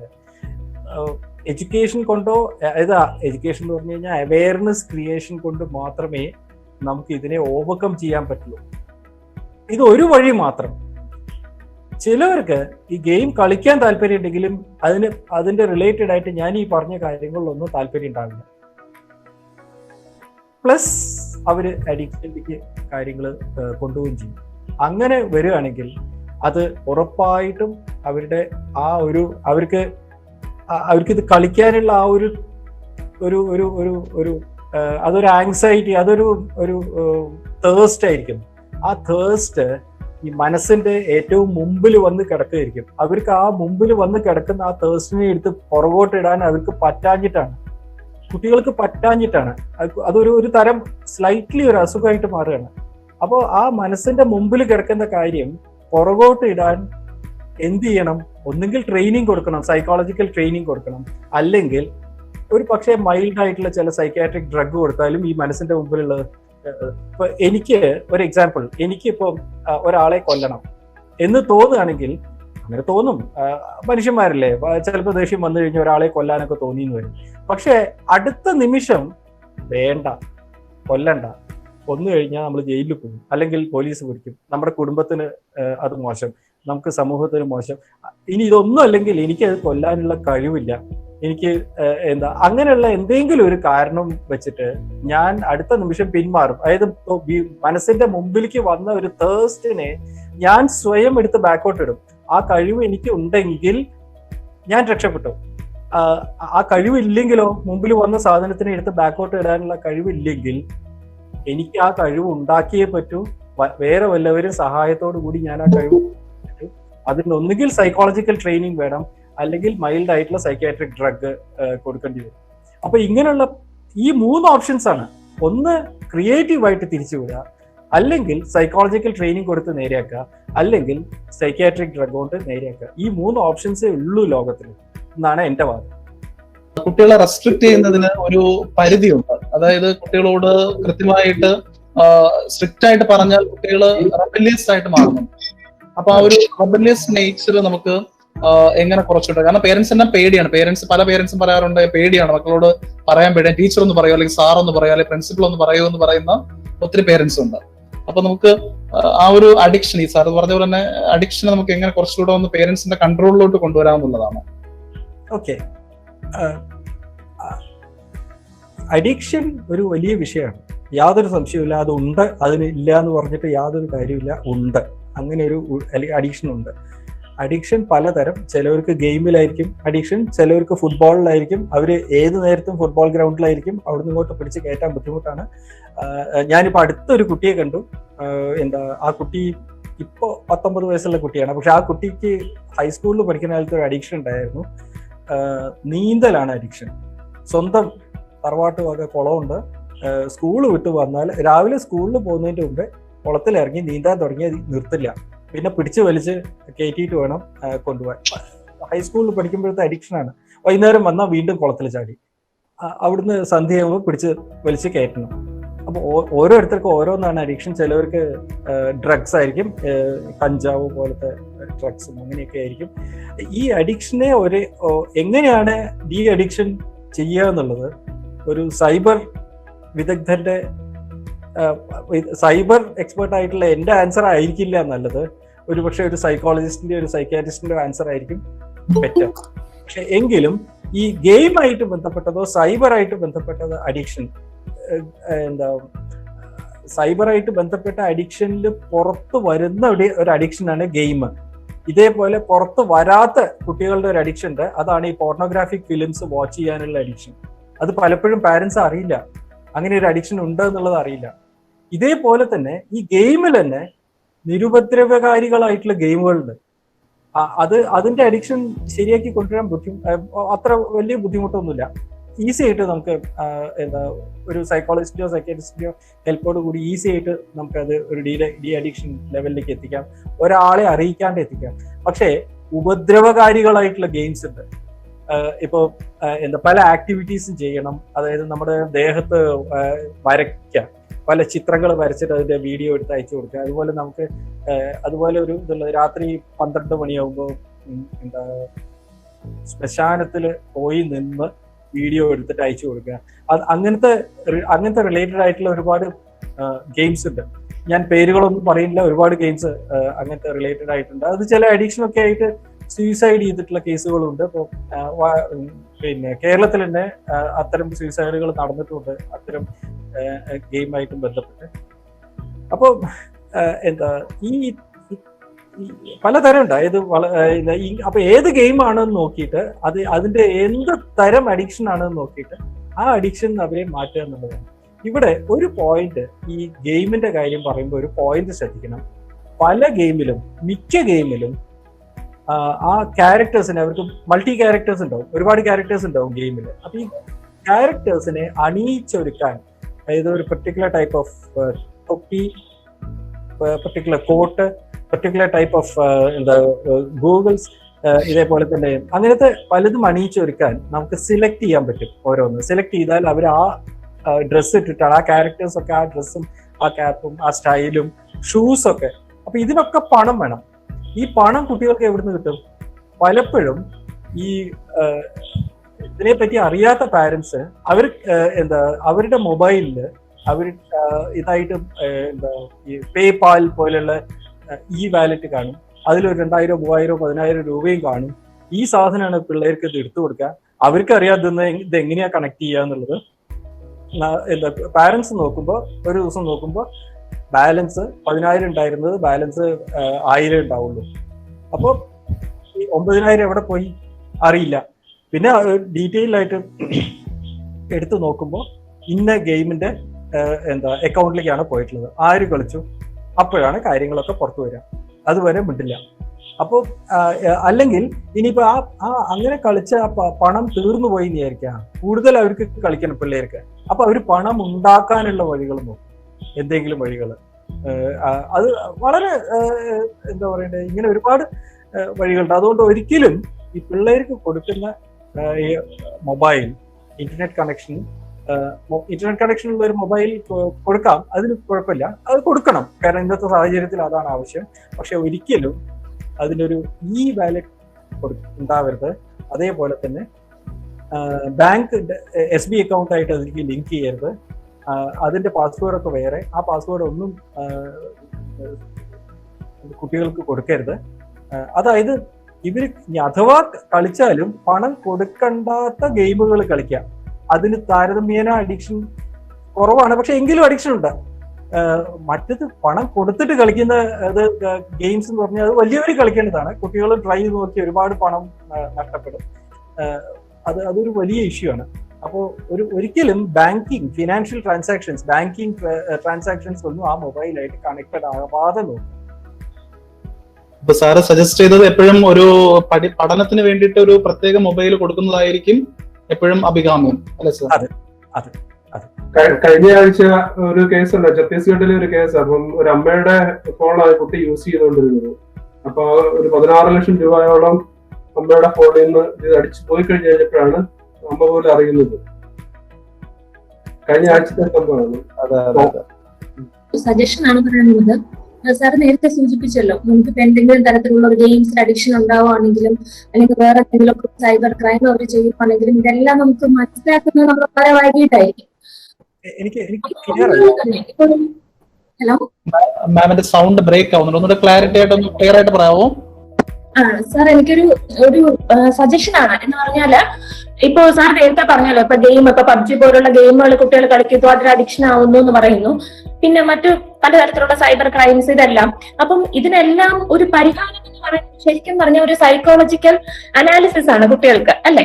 അപ്പൊ ശരിക്കും ഈ സ്കൂൾ കരിക്കുലത്തിന്റെ സമയം തന്നെ, അതായത് ഈ ഒരു കുട്ടി ഫസ്റ്റ് LKG മുതൽ 12th സ്റ്റാൻഡേർഡ് വരെ പഠിക്കുന്ന ആ സ്കൂളിൽ എപ്പോഴെങ്കിലും തന്നെ അവർക്കൊരു സൈക്കോളജിക്കൽ എന്താ പറയാ ഒരു കൺസൾട്ടൻസി, അവരെ സൈക്കോളജിക്കലി മനസ്സിലാക്കാനുള്ള ഒരു പ്രൊസീജിയർ എല്ലാ സ്കൂളുകളിലും ഒന്നും ചെയ്യാൻ പറ്റത്തില്ലേ സാർ? എന്റെ ഒരു സജഷനാണ്, ബഹുമാനപ്പെട്ട ഫാദറിനും സാറിനോടുള്ള ഒരു സജഷനാണ്. നിങ്ങൾക്ക് മറ്റെവിടെയെങ്കിലും ഇതൊരു സജഷനായിട്ട് പറയാൻ പറ്റത്തില്ല? ഇപ്പം ശരിക്കും പറഞ്ഞപ്പോ വലിയ വലിയ ക്രൈമുകളൊക്കെ ഇപ്പൊ ആൾക്കാർ ചെയ്യുന്നുണ്ടല്ലോ സാർ. ഇതൊന്നും ശരിക്കും പറഞ്ഞ ഒരു കുട്ടി ജനിച്ച് വളർന്ന് വന്ന് പെട്ടെന്ന് ക്രൈം ചെയ്യുന്നതല്ല. ഈ ക്രൈമിന്റെ മോട്ടിവേഷൻ ആയാലും എന്തായാലും അവർക്ക് ഹാബിച്വലി ഡെവലപ്പ് ചെയ്യുന്നതാണ്. അപ്പൊ അത് മനസ്സിലാക്കാനായിട്ട് ശരിക്കും സൈക്കോളജിക്കലി അവരെ നമുക്ക് എന്താ പറയാ ഒരു കൗൺസിലിംഗ് കുട്ടികൾക്ക് ശരിക്കും കൊടുക്കാൻ പറ്റത്തില്ലേ? സ്കൂൾ കരിക്കുലത്തിൽ തന്നെ അത് ഒരു പാർട്ടായിട്ട് നമുക്ക് ചെയ്യാൻ പറ്റത്തില്ലേ? പറ്റും. അവിടെ ഈ ആദ്യത്തെ സൈക്കോളജിക്കൽ കൗൺസിലിംഗ് പാരന്റ്സിന്റെ കയ്യിൽ നിന്ന് തന്നെയാണ് വരേണ്ടത്. യാതൊരു സംശയമില്ല, പാരന്റ്സിന്റെ കയ്യിൽ നിന്ന് തന്നെയാണ് ആദ്യത്തെ കൗൺസിലിംഗ് വരേണ്ടത്. അത് കഴിഞ്ഞിട്ട് സ്കൂളിൽ വരുമ്പോൾ എങ്ങനെയാന്ന് വെച്ചാൽ, അവിടെ ഒരു ക്ലാസ്സിൽ ഇപ്പൊ സൺഡേ സ്കൂളിൽ ഇപ്പൊ ഇത് കൊടുക്കണ പോലെ സൺഡേ സ്കൂളിലെ ക്ലാസ് കൊടുക്കുന്ന വേദ പഠനവും അല്ലെങ്കിൽ വേദോപദേശവും അല്ലെങ്കിൽ സാരോപദേശവും കാറ്റക്കിസം ക്ലാസ്സിലൊക്കെ കൊടുക്കണ പോലെ കൊടുത്തിട്ട് ഇത് കാര്യമില്ല, യാതൊരു കാര്യമില്ല. ഒന്നിച്ചിത് കൊടുത്തിട്ട് ഒരു കാര്യമില്ല. ജനറൽ ആയിട്ടുള്ള കുറെ കാര്യങ്ങൾ, ഇപ്പൊ ഞാൻ ഈ പറഞ്ഞ കാര്യങ്ങൾ ജനറൽ ആയിട്ടുള്ള കുറെ കാര്യങ്ങളൊക്കെ പറഞ്ഞു കൊടുക്കാന്നല്ലാതെ ഓരോരുത്തരുടെയും മെന്റൽ ലെവലും ക്രിമിനൽ ലെവലും ഒക്കെ ഡിഫറെന്റ് ആയിരിക്കും. പിന്നെ പ്രിയ എന്നല്ലേ പേര്, എല്ലാവർക്കും ഹാബിച്വൽ അല്ല, ചിലവർക്ക് ഇൻബോൺ ആണ്. അപൂർവം ചില കുട്ടികൾക്ക് ഇൻബോൺ ആണ് ഇത്. അപ്പോൾ ഓരോരുത്തരെയും സെപ്പറേറ്റ് ആയിട്ട് ചെയ്യണം. അവിടെ ഏറ്റവും എളുപ്പമാർഗം ഇത് കണ്ടുപിടിക്കണം, പാരന്റ്സ് ഇത് കണ്ടുപിടിക്കണം. പലപ്പോഴും ടീച്ചേഴ്സിന് ഇത് കണ്ടുപിടിക്കാൻ പറ്റിക്കൊള്ളുന്നില്ല, പാരന്റ്സിനാണ് കണ്ടുപിടിക്കാൻ പറ്റുക. ആ പാരന്റ്സിന് കണ്ടുപിടിക്കാൻ പറ്റുന്ന ഏറ്റവും നല്ല വഴി എന്താന്ന് വെച്ചാൽ, മുറി അടച്ചിരുന്നിട്ട് ആണോ ഇവർ ചെയ്യണത് എന്നുള്ളതാണ് ആദ്യത്തെ ക്വസ്റ്റ്യൻ. ഒരിക്കലും സമ്മതിക്കരുത് മുറി അടച്ചിരുന്നിട്ട് ചെയ്യാൻ. ഇപ്പൊ എല്ലാ പാരന്റ്സും അതിന് അങ്ങോട്ട് വിട്ടേക്കാം, മുറി അടച്ചിരുന്ന് ചെയ്യാൻ പറഞ്ഞിട്ട്. കാരണം ശബ്ദം കേൾക്കരുത്, ഓൺലൈൻ ക്ലാസ് ആണ്, അങ്ങനെ ഇങ്ങനെയെന്നൊക്കെ പറഞ്ഞിട്ടാണ് മുറി അടച്ചിരിക്കുന്നത്. പക്ഷെ അപ്പോഴും പാരന്റ്സിന് ആക്സസിബിൾ ആയിട്ടുള്ള സ്ഥലത്ത് മാത്രം ഇരിക്കുക, ഒന്ന്. രണ്ടാമത്, പാരന്റ്സിനോട് ഒരു തരം എന്താ പറയണ്ടേ വെറുപ്പ്, പാരന്റ്സിനെ എതിർക്കാനുള്ള ഒരു മെന്റാലിറ്റി, അല്ലെങ്കിൽ പാരന്റ്സിനോട് വെറുപ്പ്, ഒരു തരം എന്താ പറയണ്ടേ ഒരു റെബൽ നേച്ചർ ഒക്കെ കാണുന്നുണ്ടെങ്കിൽ, സ്ലൈറ്റ്ലി കാണുന്നുണ്ടെങ്കിൽ, ആ കാര്യം സ്കൂളിൽ വന്ന് പറഞ്ഞു കഴിഞ്ഞാൽ പലപ്പോഴും സ്കൂളായിട്ട് ബന്ധപ്പെട്ടിട്ട് ഒരു സൈക്കോളജിസ്റ്റ് കാണും. അവർക്ക് സ്കൂളായിട്ട് ബന്ധപ്പെട്ട് പീരിയഡിക് സൈക്കോളജിയിൽ നല്ല നോളജ് ഉള്ള ആളുകളായിരിക്കും, നല്ല കപ്പാസിറ്റി ഉള്ള ആളുകളായിരിക്കും. ഒരു പക്ഷേ ക്രൈസ്റ്റ് നഗർ സ്കൂളിലും കാണും അങ്ങനെ ഒരു സൈക്കോളജിസ്റ്റ്. സ്കൂളിലെ സ്റ്റാഫ് ആയിരിക്കണമെന്നില്ല, പക്ഷേ ഈ കണക്ഷൻസ് കണ്ടുവന്ന് വരും. അപ്പൊ കൃത്യമായിട്ട് അങ്ങോട്ട് വിട്ട് ആ ഇഷ്യൂ സോൾവ് ചെയ്യിക്കാൻ പറ്റും അവർക്ക്.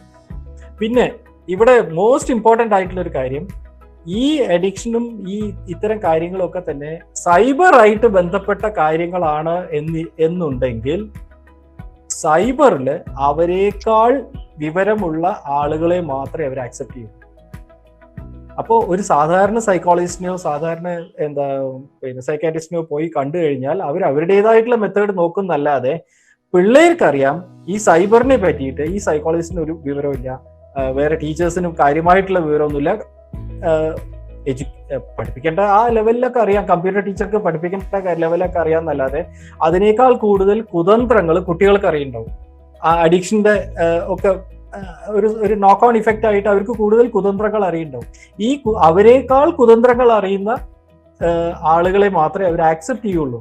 അത് ശ്രദ്ധിക്കണം. അവരെ സൈബറിൽ അവരെക്കാൾ ലെവല് കൂടിയ ആളുകളുടെ അടുത്ത് പോയി അവരായിട്ടുള്ള അവരായിട്ട് സംസാരിപ്പിച്ച് നിങ്ങൾക്കും ഞങ്ങളുടെ പോലെ ആവാം, പ്രോപ്പറായിട്ട് പഠിച്ചാൽ, ഫോർമലായിട്ട് പ്രോപ്പറായിട്ട് പഠിച്ചാൽ നിങ്ങൾക്കും ഞങ്ങളെ പോലെ ആവാം എന്ന ആ ഒരു ബോധം കുട്ടികൾക്ക് വന്നു കഴിഞ്ഞാൽ അവരുടെ നോളേജ്, അവരുടെ ഈ കുതന്ത്രങ്ങൾ ഒക്കെ, ആ നോളേജ് കുതന്ത്രം മാറി തന്ത്രം ലെവലിലേക്ക് എത്തും.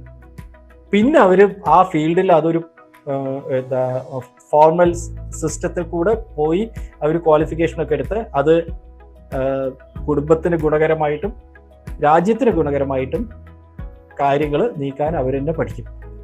ഒരുപാട് കേസുകൾ അങ്ങനെ രക്ഷപ്പെടുത്തിയ ചരിത്രമുണ്ട്. ക്രൈസ്റ്റ് നഗർ സ്കൂളിന് തന്നെ അങ്ങനെ ഒരു എനിക്കറിയാം 4 വർഷം മുമ്പ് ആ പ്രശ്നം അങ്ങനെയാണ് സോൾവ് ചെയ്തത്. എനിക്ക് ഇതിനോട് ചേർത്ത് പറയാനുള്ളത്, നമ്മുടെ കൗൺസിലിങ്ങിനോടുള്ള പേരൻസിന്റെയും കുട്ടികളുടെയും മനോഭാവം. കൗൺസിലിംഗ് പോയി കഴിഞ്ഞാൽ എന്തൊരു പ്രശ്നമുള്ള ആൾക്കാർ ആണ് കൗൺസിലിങ്ങിന് പോകുന്നത്, ആ ഒരു ചിന്ത എല്ലാവർക്കും ഉണ്ട്. ടീച്ചേഴ്സിനാണേലും കുട്ടികൾക്കാണേലും പേരൻസിനാണേലും. പ്രശ്നമുള്ളവർക്കല്ല, നമുക്കാണ് നമ്മുടെ പ്രശ്നങ്ങൾ ഒരാൾ തുറന്നു പറയുമ്പോൾ മനസ്സിനൊരു റിലീഫ്. കാര്യത്തില് കൗൺസിലിംഗ് ഒരു പാർട്ട് ഓഫ് ലൈഫ് ആയിട്ട് മാറ്റുക എന്നുള്ളതാണ്. എല്ലാവർക്കും പ്രശ്നങ്ങളുണ്ട്, തുറന്നു പറഞ്ഞു കഴിയുമ്പോൾ എല്ലാവരും റിലീഫും ഒക്കെ കിട്ടും. ഒരു നമ്മുടെ കൂടെ ഒരാളും അക്കാഡമിക്കലായിട്ട് ഫോക്കസ് ചെയ്യുന്നതുകൊണ്ട് അക്കാഡമിക്കലായിട്ട് എന്തെങ്കിലും ബാക്കിൽ വന്നവരെ നമ്മള് കൗൺസിലർ ആയിട്ടുള്ള ക്വാളിഫൈഡ് ആയിട്ടുള്ള കൗൺസിലർ ആയിട്ടുള്ള ആളെ നമ്മൾ സ്കൂളിൽ അപ്പോയിന്റ് ചെയ്തിട്ടുണ്ട്. പിന്നെ നമ്മളെ ക്ലിനിക്കൽ കേസ് വരെയാണെങ്കിൽ നമ്മൾ പുറത്തോട്ട് നമ്മൾ സജസ്റ്റ് ചെയ്ത് വിടുകയും ചെയ്യുന്നു. സ്കൂളിലൊക്കെ ആണെങ്കിൽ ഇപ്പം നിർബന്ധമാണ് വെൽനസ് ടീച്ചർ വേണം, കൗൺസിലേഴ്സ് വേണം എന്നൊക്കെ മസ്റ്റാണ്. 2 ചോദ്യങ്ങളാണ് എനിക്ക് ചോദിക്കേണ്ടത്. ഒന്ന്, ഞങ്ങളുടെ പേരൻസും ഞങ്ങളുടെ വാർഡും ഒരേ ലാപ്ടോപ്പാണ് യൂസ് ചെയ്യുന്നത്. അവൻ ഓൺലൈൻ ക്ലാസ്സസിൽ ഞങ്ങള് ഇതേമാതിരി ഞങ്ങളുടെ പല transactions, bank transactions, online transactions ഒക്കെ ഒരേ സാധനമാണ് ഉപയോഗിക്കുന്നത്. അപ്പൊ അതില് എന്തെങ്കിലും അപകടമുണ്ടോ? കാരണം പിള്ളേര് പലയിടത്തുനിന്നും കൊണ്ടുവന്ന ഗെയിമൊക്കെ കളിക്കാറുണ്ട്. അപ്പൊ അതില് എന്തെങ്കിലും അപകടമുണ്ടോ? ഇത് ഒരു ചോദ്യം. രണ്ടാമത്, സാറ് ഇതിനെ കുറിച്ച് പറഞ്ഞിരുന്നു, എന്തായാലും കുറച്ചും കൂടെ സ്പെസിഫിക് ആയിട്ട് പറഞ്ഞാൽ കൊള്ളാം. നമ്മള് വളരെ യൂസ്ഫുൾ ആയിട്ടുള്ള ഒരു ടൂൾ ആയിട്ടാണ് ഇതിനെ കൺസിഡർ ചെയ്യുന്നത്, നെറ്റ് ആയാലും ലാപ്ടോപ്പ് ആയാലും മൊബൈൽ ആയാലും. പക്ഷെ ഞങ്ങൾക്ക് വളരെ എന്തെങ്കിലും മോണിറ്റർ ചെയ്യാനുള്ള സംവിധാനങ്ങൾ ഉണ്ടോ? സിമ്പിൾ ആയിട്ട് എന്തെങ്കിലും ഞങ്ങൾക്ക് മോണിറ്റർ ചെയ്യാൻ സാധിക്കും? ഈ 2 ചോദ്യങ്ങളാണ്. ഉണ്ട്. ആദ്യം 2 ചോദ്യത്തിന് ഞാൻ ഒന്നിച്ചുത്തരം പറയാം. അത് ബിക്കോസ് ഇത് 2 കണക്റ്റഡ് ആണ്. അതിലത്തെ ആദ്യത്തെ പാർട്ട്, ഒരു കാരണവശാലും ബാങ്കിങ് ട്രാൻസാക്ഷനായിട്ട് ബന്ധപ്പെട്ട, ഫിനാൻഷ്യൽ ട്രാൻസാക്ഷനായിട്ട് ബന്ധപ്പെട്ട കാര്യങ്ങൾ ഉള്ള ലാപ്ടോപ്പോ മൊബൈലോ കുട്ടികൾക്ക് കൊടുക്കരുത്. ഒരു കാരണവശാലും. പണം പോയിട്ട് പിന്നെ പറഞ്ഞിട്ട് യാതൊരു കാര്യമില്ല.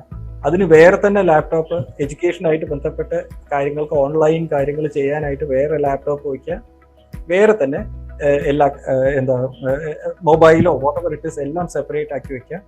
ഒരു കാരണവശാലും SBI അക്കൗണ്ടിന്റെയോ അല്ലെങ്കിൽ വാലറ്റിന്റെയോ പാസ്വേഡ് ഒന്നും, ആ ആപ്പുകളൊന്നും അതിൽ ഇടാതിരിക്കുക, പാസ്വേഡേ കൊടുക്കാതിരിക്കുക. അത് സെപ്പറേറ്റ് ആയിട്ടുള്ള ഒരു കമ്പ്യൂട്ടറിൽ വെക്കുക എന്നുള്ളത് മാത്രമേ ഈ കാലത്ത് ഉള്ളൂ.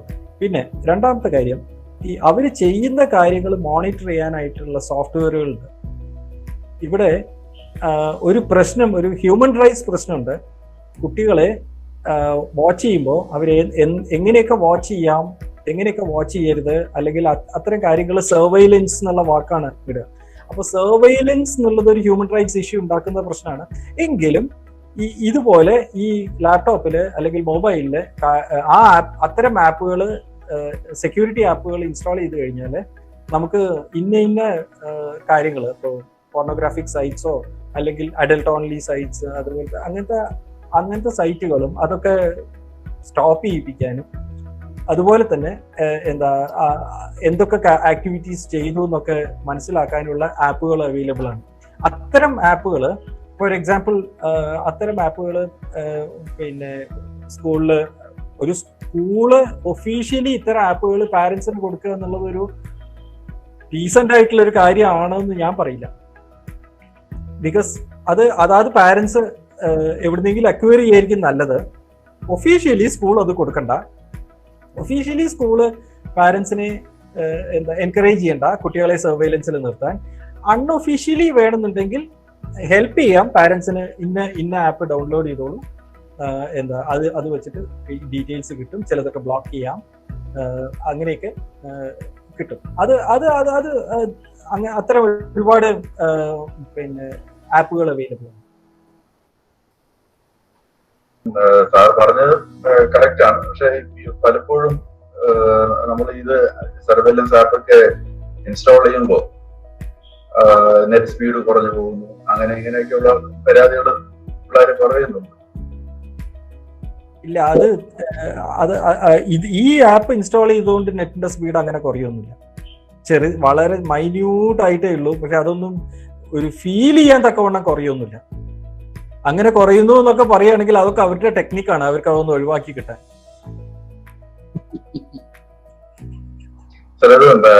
സജസ്റ്റ് ചെയ്യാമോ ഏതാണ് അവൈലബിൾ ആയിട്ടുള്ള? ഞാനിപ്പോ അത് നോക്കിയിട്ടില്ല, എന്റെ ഓർമ്മയിൽ വരില്ല. പക്ഷെ അങ്ങനെ 1-2 സജഷൻസ് ഞാൻ ഫാദർ ബിനോന് നേരിട്ട് അയച്ചു കൊടുക്കാം. ഞാൻ ഡീറ്റെയിൽസ് സാറിനെ കളക്ട് ചെയ്ത് പേഴ്സണലായിട്ട് കോൺടാക്ട് ചെയ്തത്.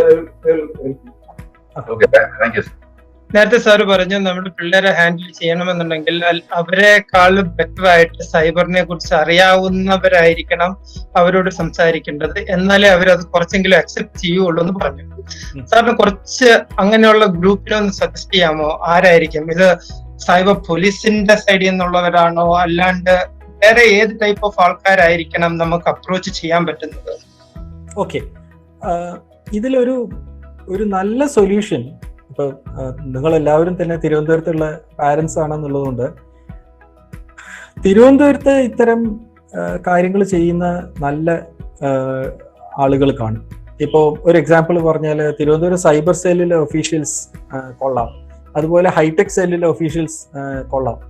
ഞാൻ കേരള പോലീസിന്റെ DGPയുടെ ചീഫ് സൈബർ അഡ്വൈസർ ആണ് എന്നുള്ളത് കൊണ്ട് ആണ് എനിക്ക് ഇതൊക്കെ ഇത്ര കൃത്യമായിട്ട് പറയാൻ പറ്റുന്നത്.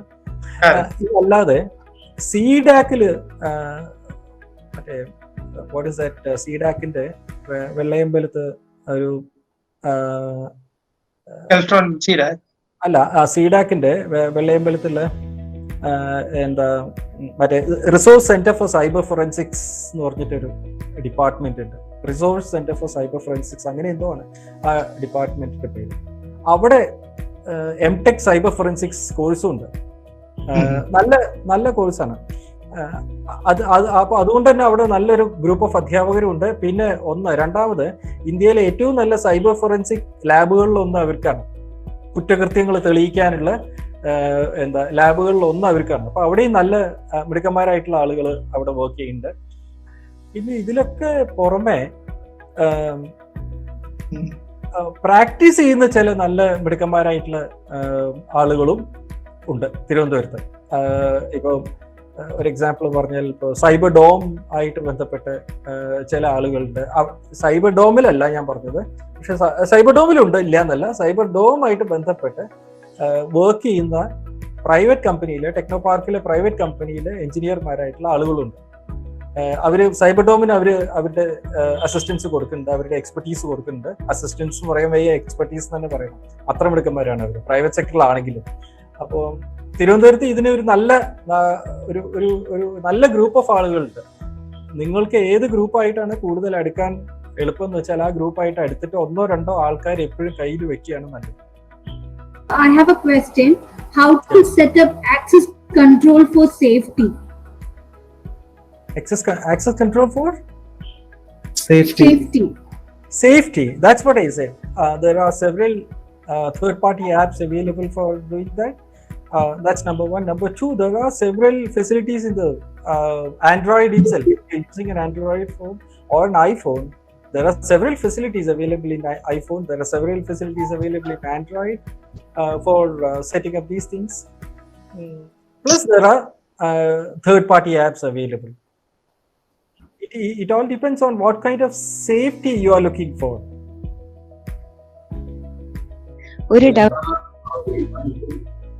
ഞാനൊരു ടീച്ചറാണ്.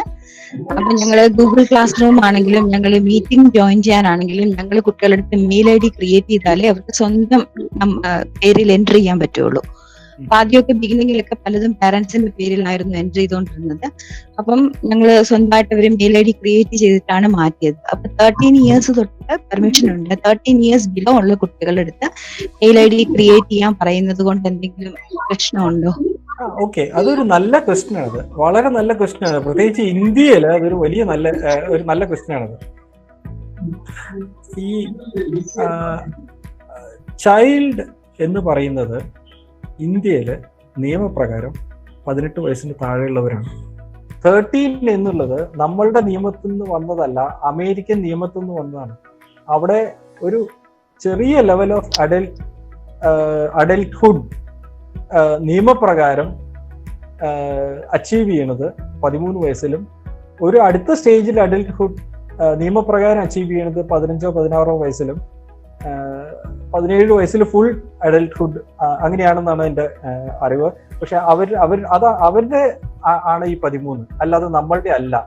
അപ്പോ നേരത്തെ ഈ ചോദ്യം ചോദിച്ച ആള് 13 വയസ്സ് കഴിഞ്ഞാൽ ഇമെയിൽ ഐ ഡി നിയമപ്രകാരം കിട്ടും എന്ന് പറഞ്ഞത് അമേരിക്കൻ നിയമപ്രകാരമാണ്, ഇന്ത്യൻ നിയമപ്രകാരം അല്ല. സാർ ഇത് ഗൂഗിളിൽ സെർച്ച് ചെയ്തു, കുട്ടികളെ ഡൗട്ട് ചോദിച്ചപ്പോ ഗൂഗിളിൽ സെർച്ച് ചെയ്തപ്പോ കണ്ട ആൻസർ ആണ്. മനസ്സിലായി.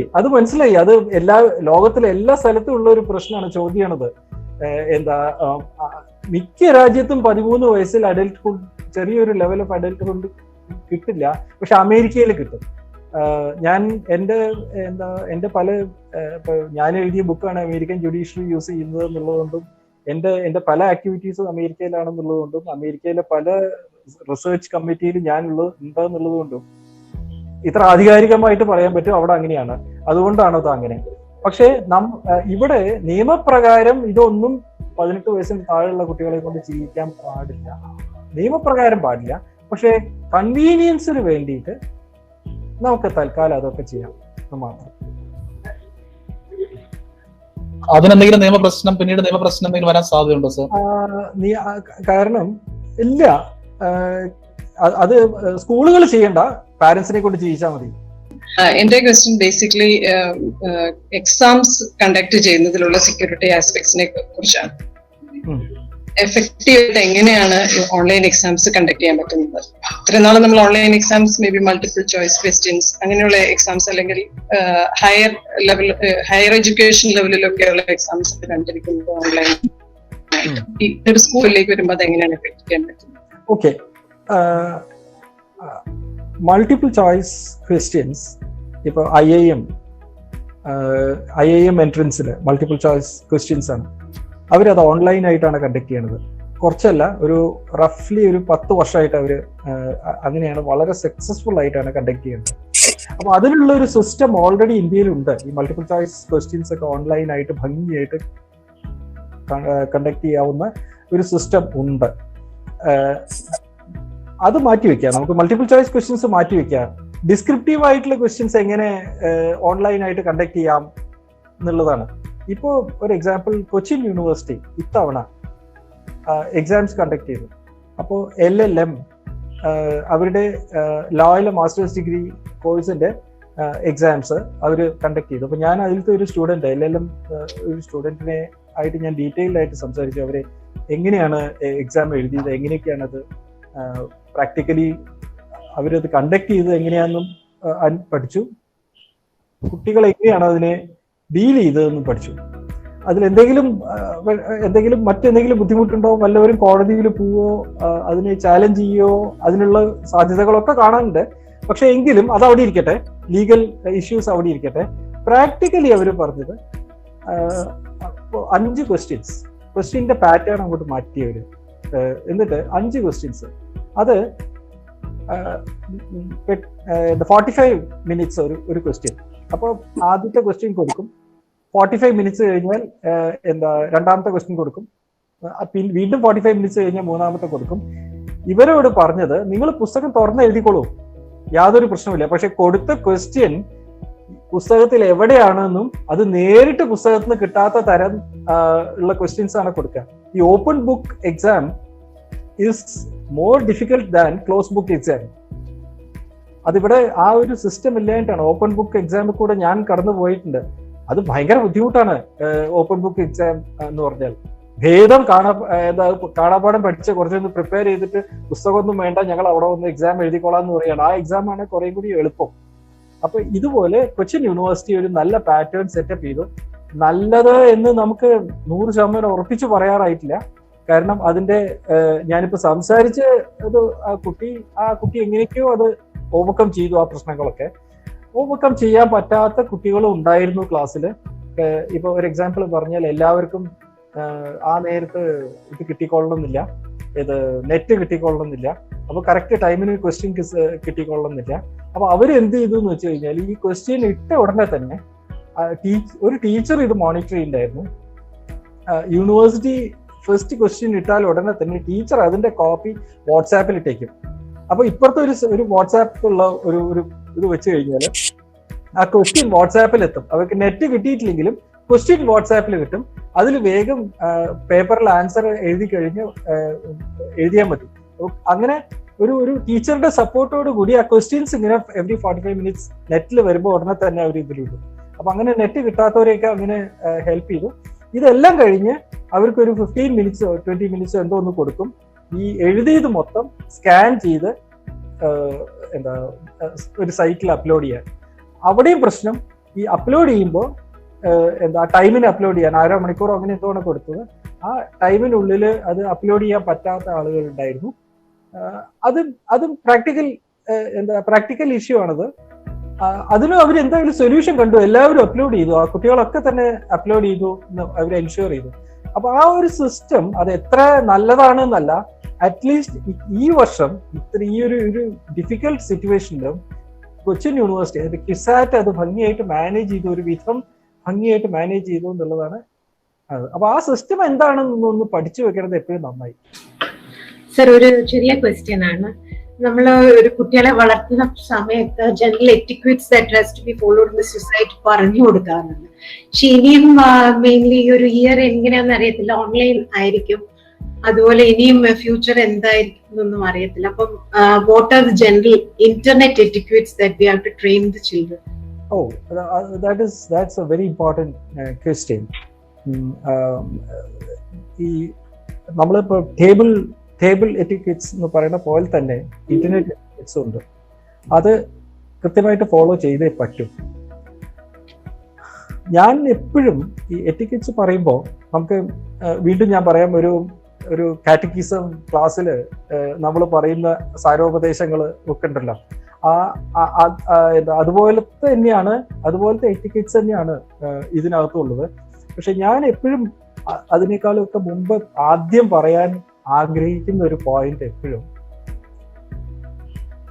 Just because you have access to cyber technology doesn't mean that you have license to abuse it. Use ചെയ്യാം, മിസ്യൂസ് ചെയ്യരുത്, ഒരിക്കലും അബ്യൂസ് ചെയ്യരുത്. ഈ ഒരു പോയിന്റ് ആണ്. അപ്പൊ എന്താണ് യൂസ്, എന്താണ് മിസ്യൂസ്, എന്താണ് അബ്യൂസ്, ഇത് കൃത്യമായിട്ടൊന്ന് ഡിഫൈൻ ചെയ്ത് കൊടുക്കേണ്ടത് അത്യാവശ്യമാണ്. അതിന് ആദ്യം വേണ്ടത് ഈ യൂസും മിസ്യൂസും അബ്യൂസും തമ്മിലുള്ള ഡിഫറൻസും ആ എറ്റിക്കറ്റ്സും പാരന്റ്സ് അക്വയർ ചെയ്യുക എന്നുള്ളതാണ് ആദ്യം. പല പാരന്റ്സിനും ഈ എറ്റിക്കറ്റ്സ് ഇല്ല എന്നുള്ളതാണ്. ഞാനൊരു സിമ്പിൾ എക്സാമ്പിൾ ചോദിക്കട്ടെ. ഈ ക്വസ്റ്റ്യൻ ചോദിച്ച ആളുടെ പേരെന്താ? പ്രമിത. പ്രമിത ഇപ്പൊ മൊബൈലിലാണോ പിന്നെ ഇത് മൊബൈൽ അടുത്തിരിക്കുന്നുണ്ടോ? ഇല്ല സർ. ആ മൊബൈലിൽ ഫേസ്ബുക്ക് ഉണ്ടോ? ഉണ്ട്. അതിപ്പോ ലോഗ് ഔട്ട് ചെയ്തിട്ടുണ്ടോ? ഉണ്ടാവും തോന്നുന്നു സർ. എന്തോ ഇല്ല. ഈ ആവശ്യം കഴിഞ്ഞ ഉടൻ ലോഗ് ഔട്ട് ചെയ്യേണ്ട ഒരു സാധനമാണ് ഫേസ്ബുക്ക്. അതുപോലെ ഞാൻ വേറൊന്ന് ചോദിക്കട്ടെ, അതിൽ ജിമെയിൽ യൂസ് ചെയ്യാറുണ്ടോ മൊബൈലില്? അത് ലോഗ് ഔട്ട് ചെയ്തിട്ടുണ്ടോ? അതും ലോഗ് ഔട്ട്, അത് ക്ലോസ് കൊടുക്കുമ്പോ അത് പോവാറുണ്ട്. അല്ലല്ല, അത് ക്ലോസ് കൊടുക്കുമ്പോ ആ ബ്രൗസർ ക്ലോസ് ആവുന്നേ ഉള്ളൂ, ഇമെയിൽ ലോഗ് ഔട്ട് ആവില്ലല്ലോ. മെയിലിലാണ് ഞാൻ ലോഗ് ഔട്ട് ചെയ്യുന്നുണ്ട്. ലോഗ് ഔട്ട് ചെയ്തതിന് ശേഷമേ ബ്രൗസർ ക്ലോസ് ചെയ്യാൻ പാടുള്ളൂ. അതിന്റെ കാരണം എന്താന്ന് വെച്ചാല്, ഇപ്പൊ ഒരു എക്സാമ്പിൾ പറയാം. ഇപ്പൊ ഞാൻ എന്റെ കേസ് തന്നെ എടുക്കാം. ഈ മൊബൈൽ ഞാൻ വർക്ക് ചെയ്തുകൊണ്ടിരിക്കുമ്പോൾ എന്റെ മൊബൈലിൽ എന്തോ കണക്ഷൻ ഇഷ്യൂ വന്നു. അപ്പൊ ഉടനെ തന്നെ വൈഫിനോട് മൊബൈൽ തരാൻ പറഞ്ഞു. വൈഫ് അപ്പൊ തന്നെ മൊബൈൽ തന്നു. ഞാനത് ഉടനെ തന്നെ കണക്ട് ചെയ്തു. ഇപ്പൊ വൈഫിന്റെ ജിമെയിൽ ഓൺ ചെയ്ത് കിടക്കുകയാണെങ്കിൽ ഇതിനകത്ത്, അല്ലെങ്കിൽ ഫേസ്ബുക്ക് ഇതിനകത്ത് ഓൺ ചെയ്ത് കിടക്കുകയാണെങ്കിൽ, ഇപ്പൊ ഞാൻ ഗൂഗിൾ മീറ്റിലേക്ക് ഒരു കണക്ഷൻ ലൈവായിട്ട് ഇരിക്കുകയാണല്ലോ. അപ്പോൾ ലോകത്തിൽ ആർക്ക് വേണമെന്നുണ്ടെങ്കിലും ഈ ഗൂഗിൾ മീറ്റിന്റെ ഈ ലൈവ് കണക്ഷൻ യൂസ് ചെയ്തിട്ട് റിമോട്ടായിട്ട് ഈ മൊബൈലിലേക്ക് എൻട്രി ചെയ്തിട്ട് വൈഫിന്റെ ജിമെയിലിലേക്ക് എൻട്രി ചെയ്യാം. കാരണം ജിമെയിൽ ഓപ്പൺ ആയി കിടക്കുകയാണ്. അതുപോലെ ഫേസ്ബുക്കിലേക്ക് എൻട്രി ചെയ്യാൻ ഓപ്പൺ ആയി കിടക്കുകയാണ്. അറിയില്ല ഓപ്പൺ ആയി കിടക്കുകയാണോ എന്നുള്ളത് അറിയില്ല. ഞാൻ പെട്ടെന്ന് മൊബൈൽ എടുത്ത് വർക്ക് ചെയ്യുകയാണ് ചെയ്തത്. എന്റെ മൊബൈലിൽ ഞാൻ എപ്പോഴും ഇത് ലോഗ് ഔട്ട് ചെയ്ത് എല്ലാം ആവശ്യം കഴിഞ്ഞാൽ ഉടനെ ലോഗ് ഔട്ട് ചെയ്തേക്കും. അത് ഒന്ന് രണ്ട്. ഞാൻ ഈ അടുത്ത ക്വസ്റ്റ്യൻ ചോദിക്കട്ടെ. ഈ ചോദ്യം ചെയ്യല്ല കേട്ടോ. ഞാൻ ഒരു എക്സാമ്പിൾ എടുത്തിട്ട് നിങ്ങളെ ചോദ്യം ചെയ്യുകയാണെന്ന് വിചാരിക്കരുത് കേട്ടോ പ്രമിത. ഒരു എക്സാമ്പിൾ എടുത്തിട്ട് ഞാൻ ഇത് ഓരോന്ന് പറയാണ്. ഇപ്പോ നിങ്ങളുടെ മൊബൈലില് സെറ്റിംഗ്സിൽ പോയിട്ട്, ഏതാ യൂസ് ചെയ്യുന്നത്? ആൻഡ്രോയിഡ് ആണോ? അതെ അതെ. ആൻഡ്രോയിഡില് സെറ്റിംഗ്സിൽ പോയിട്ട് ഇൻസ്റ്റാൾഡ് ആപ്പ്, അതിൽ പോയിട്ട് ഓരോ ആപ്പിനായിട്ട് പെർമിഷൻ എടുക്കുക. ഓരോ ആപ്പും ക്ലിക്ക് ചെയ്തിട്ട് അതിന്റെ പെർമിഷൻസ് ക്ലിക്ക് ചെയ്തിട്ട് ആ ആപ്പിന് ഏതിന്റെയൊക്കെ മുകളിൽ പെർമിഷൻ ഉണ്ട് എന്നൊന്ന് നോക്കുക. അങ്ങനെ നോക്കുമ്പോൾ പല ആപ്പുകൾക്കും പലതിന്റെ മുകളിലും പെർമിഷൻ കാണും. അതായത് ഒരു എക്സാമ്പിൾ പറഞ്ഞാൽ SMS-ന്റെ മുകളിൽ പെർമിഷൻ കാണും, കോൺടാക്ട്സിന്റെ മുകളിൽ പെർമിഷൻ കാണും, അതുപോലെ മൈക്രോഫോണിന്റെ മുകളിൽ പെർമിഷൻ കാണും, അതുപോലെ ക്യാമറയുടെ മുകളിൽ പെർമിഷൻ കാണും, അതുപോലെ അങ്ങനെ പല പെർമിഷൻസും കാണും.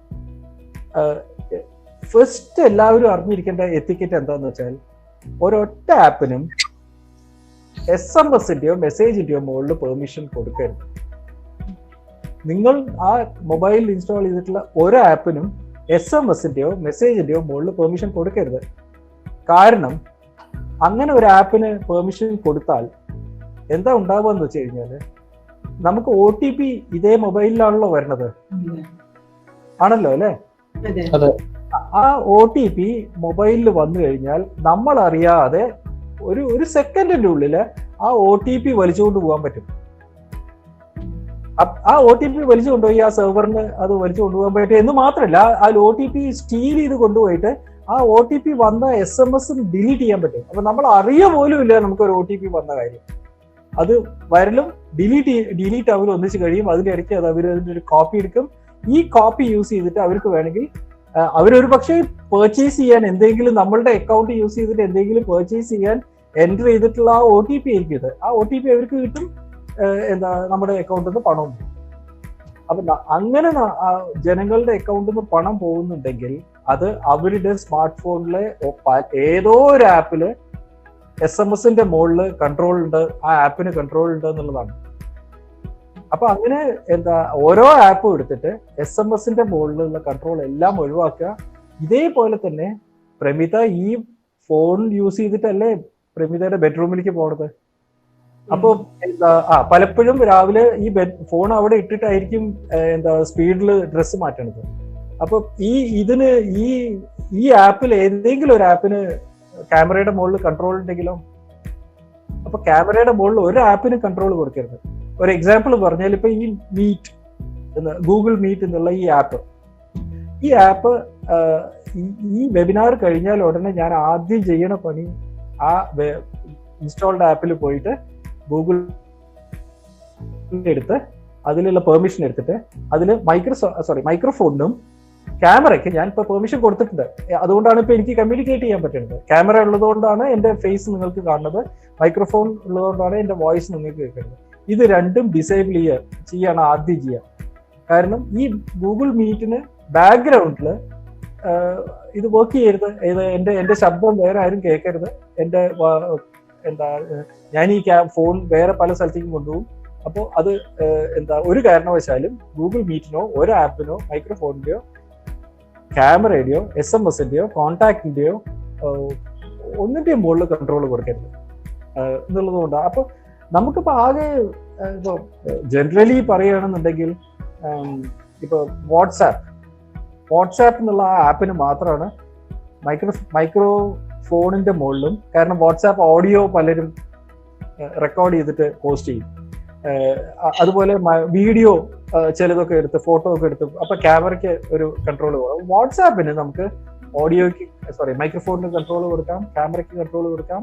പക്ഷേ വാട്സാപ്പിന് പോലും SMS-ന്റെ മുകളിലോ മെസ്സേജിന്റെ മുകളിലോ ഫോൺ കോളിന്റെ മുകളിലോ ഒന്ന് കൺട്രോൾ കൊടുക്കരുത്.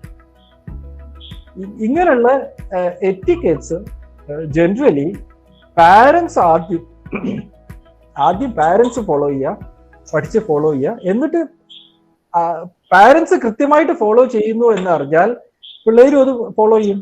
Good evening sir, father, everyone. Sir, എനിക്ക് 2 ആൺകുട്ടികളാണ്. അപ്പോൾ അതിലെ ഒരു ഇളയാൾക്ക് ഇതുപോലെ ഈ ഒരു ടെക്നോളജിയെ കുറിച്ച് കുറച്ച് കൂടുതൽ അറിവുണ്ട്. അപ്പോൾ അവന് ഇതുപോലെ നമ്മൾ ഗെയിംസ് കളിക്കുമ്പോൾ ഇതുപോലെ റെസ്ട്രിക്ട് ചെയ്യുമ്പോൾ അവൻ ഇങ്ങോട്ട് പറയുന്ന കാര്യങ്ങൾ ചില എത്തിക്കൽ ഹാക്കിങ്ങിനെ പറ്റിയും പിന്നെ ആപ്സ് ഡെവലപ്പ് ചെയ്യുന്ന കാര്യവും അതൊക്കെ ഇങ്ങനെ ഇങ്ങോട്ട് പറയുന്നുണ്ട്. അപ്പൊ നമ്മൾ അത് എത്രത്തോളം അത് പ്രൊമോട്ട് ചെയ്യണം? അതോ ഹാക്കിംഗ് ഒരു കാരണവശാലും പ്രൊമോട്ട് ചെയ്യണ്ട. എത്തിക്കൽ ഹാക്കിംഗ് എന്ന് പറഞ്ഞൊന്നുമില്ല. Hacking itself is unethical. പിന്നെ ഞങ്ങളെ പോലുള്ളവര് പോലീസിന്റെയോ കോടതിയുടെയോ ആവശ്യപ്രകാരം ഹാക്ക് ചെയ്യേണ്ടി വരും. ഞങ്ങൾക്ക് കുറ്റാന്വേഷണത്തിന്റെ ഭാഗമായിട്ട് പോലീസിന്റെയോ കോടതിയുടെയോ ഇപ്പൊ ഫോർ എക്സാമ്പിൾ ഇപ്പൊ ലേറ്റസ്റ്റ് ഇഷ്യൂ ഇപ്പൊ കസ്റ്റംസിന്റെ സ്വർണ്ണക്കള്ളക്കടത്താണല്ലോ. അപ്പൊ അതായിട്ട് ബന്ധപ്പെട്ടിട്ട് ഇപ്പൊ ആ ലിസ്റ്റിൽ നമ്മൾ സ്ഥിരം TV-യിൽ കാണുന്ന ആ പേര് അവരുടെയൊക്കെ മൊബൈലില് പലതും കസ്റ്റംസുകാർക്ക് ഹാക്ക് ചെയ്ത് കയറി ഡീറ്റെയിൽസ് കളക്ട് ചെയ്ത് വരും. അതിനൊക്കെ ഉള്ള ഒരു ഫെസിലിറ്റി മാത്രമാണ് എത്തിക്കൽ ഹാക്കിംഗ്. അത് ഹാക്കിംഗ് അൺഎത്തിക്കൽ ആണ്, പക്ഷെ അത് രാജ്യദ്രോഹം അങ്ങനത്തെ കാര്യങ്ങളൊക്കെ അല്ലെങ്കിൽ കുറ്റാന്വേഷണം അതിന്റെയൊക്കെ ഭാഗമായിട്ട് ഇവര് അകത്ത് കയറി നോക്കുന്നതിനെയാണ് എത്തിക്കൽ ഹാക്കിംഗ് എന്ന് പറയാം. ഈ മകൻ എന്തായാലും അടുത്ത കാലത്തൊന്നും അതിന്റെ ഒന്നും ഒരു പാർട്ടാവാൻ പോകുന്നില്ല. അപ്പൊ പറഞ്ഞു മനസ്സിലാക്കുക, hacking itself is unethical. Ethical hacking എന്ന് പറഞ്ഞിട്ട് ഒരുപാട് കോഴ്സുകൾ നടത്തുന്നുണ്ട് ഇവിടെ അക്രോസ് ദ വേൾഡ്. ഇവിടെ മാത്രമൊന്നുമല്ല, ഞാനിപ്പോ ഒരു 10-18 കൺട്രീസിൽ വർക്ക് ചെയ്യണത്. എവിടെ ചെന്നാലും ഈ ഇത്തരം എത്തിക്കൽ ഹാക്കിംഗ് എന്നൊക്കെ പറഞ്ഞ് കോഴ്സ് കാണാം. വളരെ ഫാൻസി കോഴ്സസ് ആവും, വലിയ ഫീസും കാര്യങ്ങളും ഒക്കെ കാണും.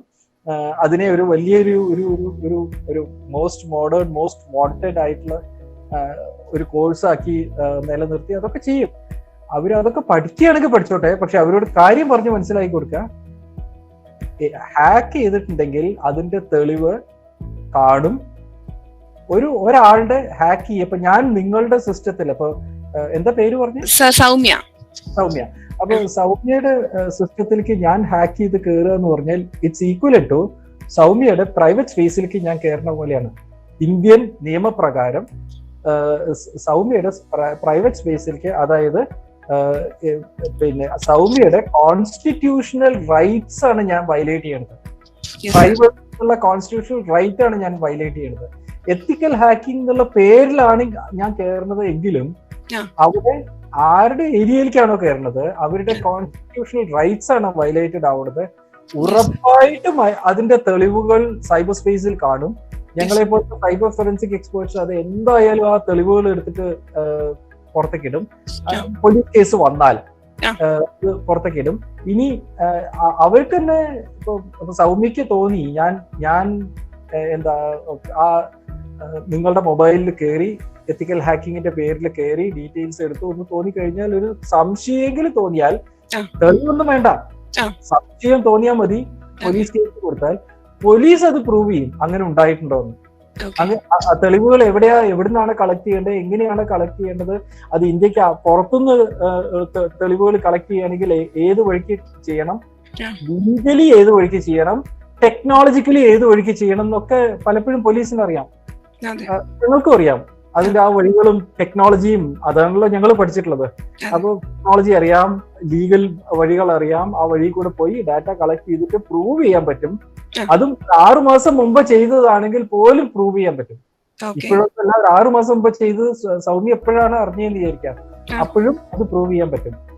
അങ്ങനെ പ്രൂവ് ചെയ്തിട്ട് പ്രൈവറ്റ് സ്പേസിലേക്ക് എൻട്രി ചെയ്തു എന്നുള്ളത് തെളിയിക്കാൻ പറ്റിയാൽ പല പല ക്രിമിനൽ വകുപ്പ് പ്രകാരം അങ്ങനെ ഹാക്ക് ചെയ്ത ആൾ ഉറപ്പായിട്ട് ജയിലിൽ പോകും. അപ്പൊ എത്തിക്കൽ ഹാക്കേഴ്സ് പലരും ഇന്ന് ജയിലിലാണ്. ഈ അവസാനത്തെ സെന്റൻസ് മാത്രം ആദ്യം അങ്ങോട്ട് പറഞ്ഞാൽ മതിയായിരുന്നു അല്ലെ? പിള്ളേര് പറഞ്ഞ് മനസ്സിലാക്കി കൊടുക്കേണ്ട ഒരു കാര്യം എന്താന്ന് വെച്ചാല്,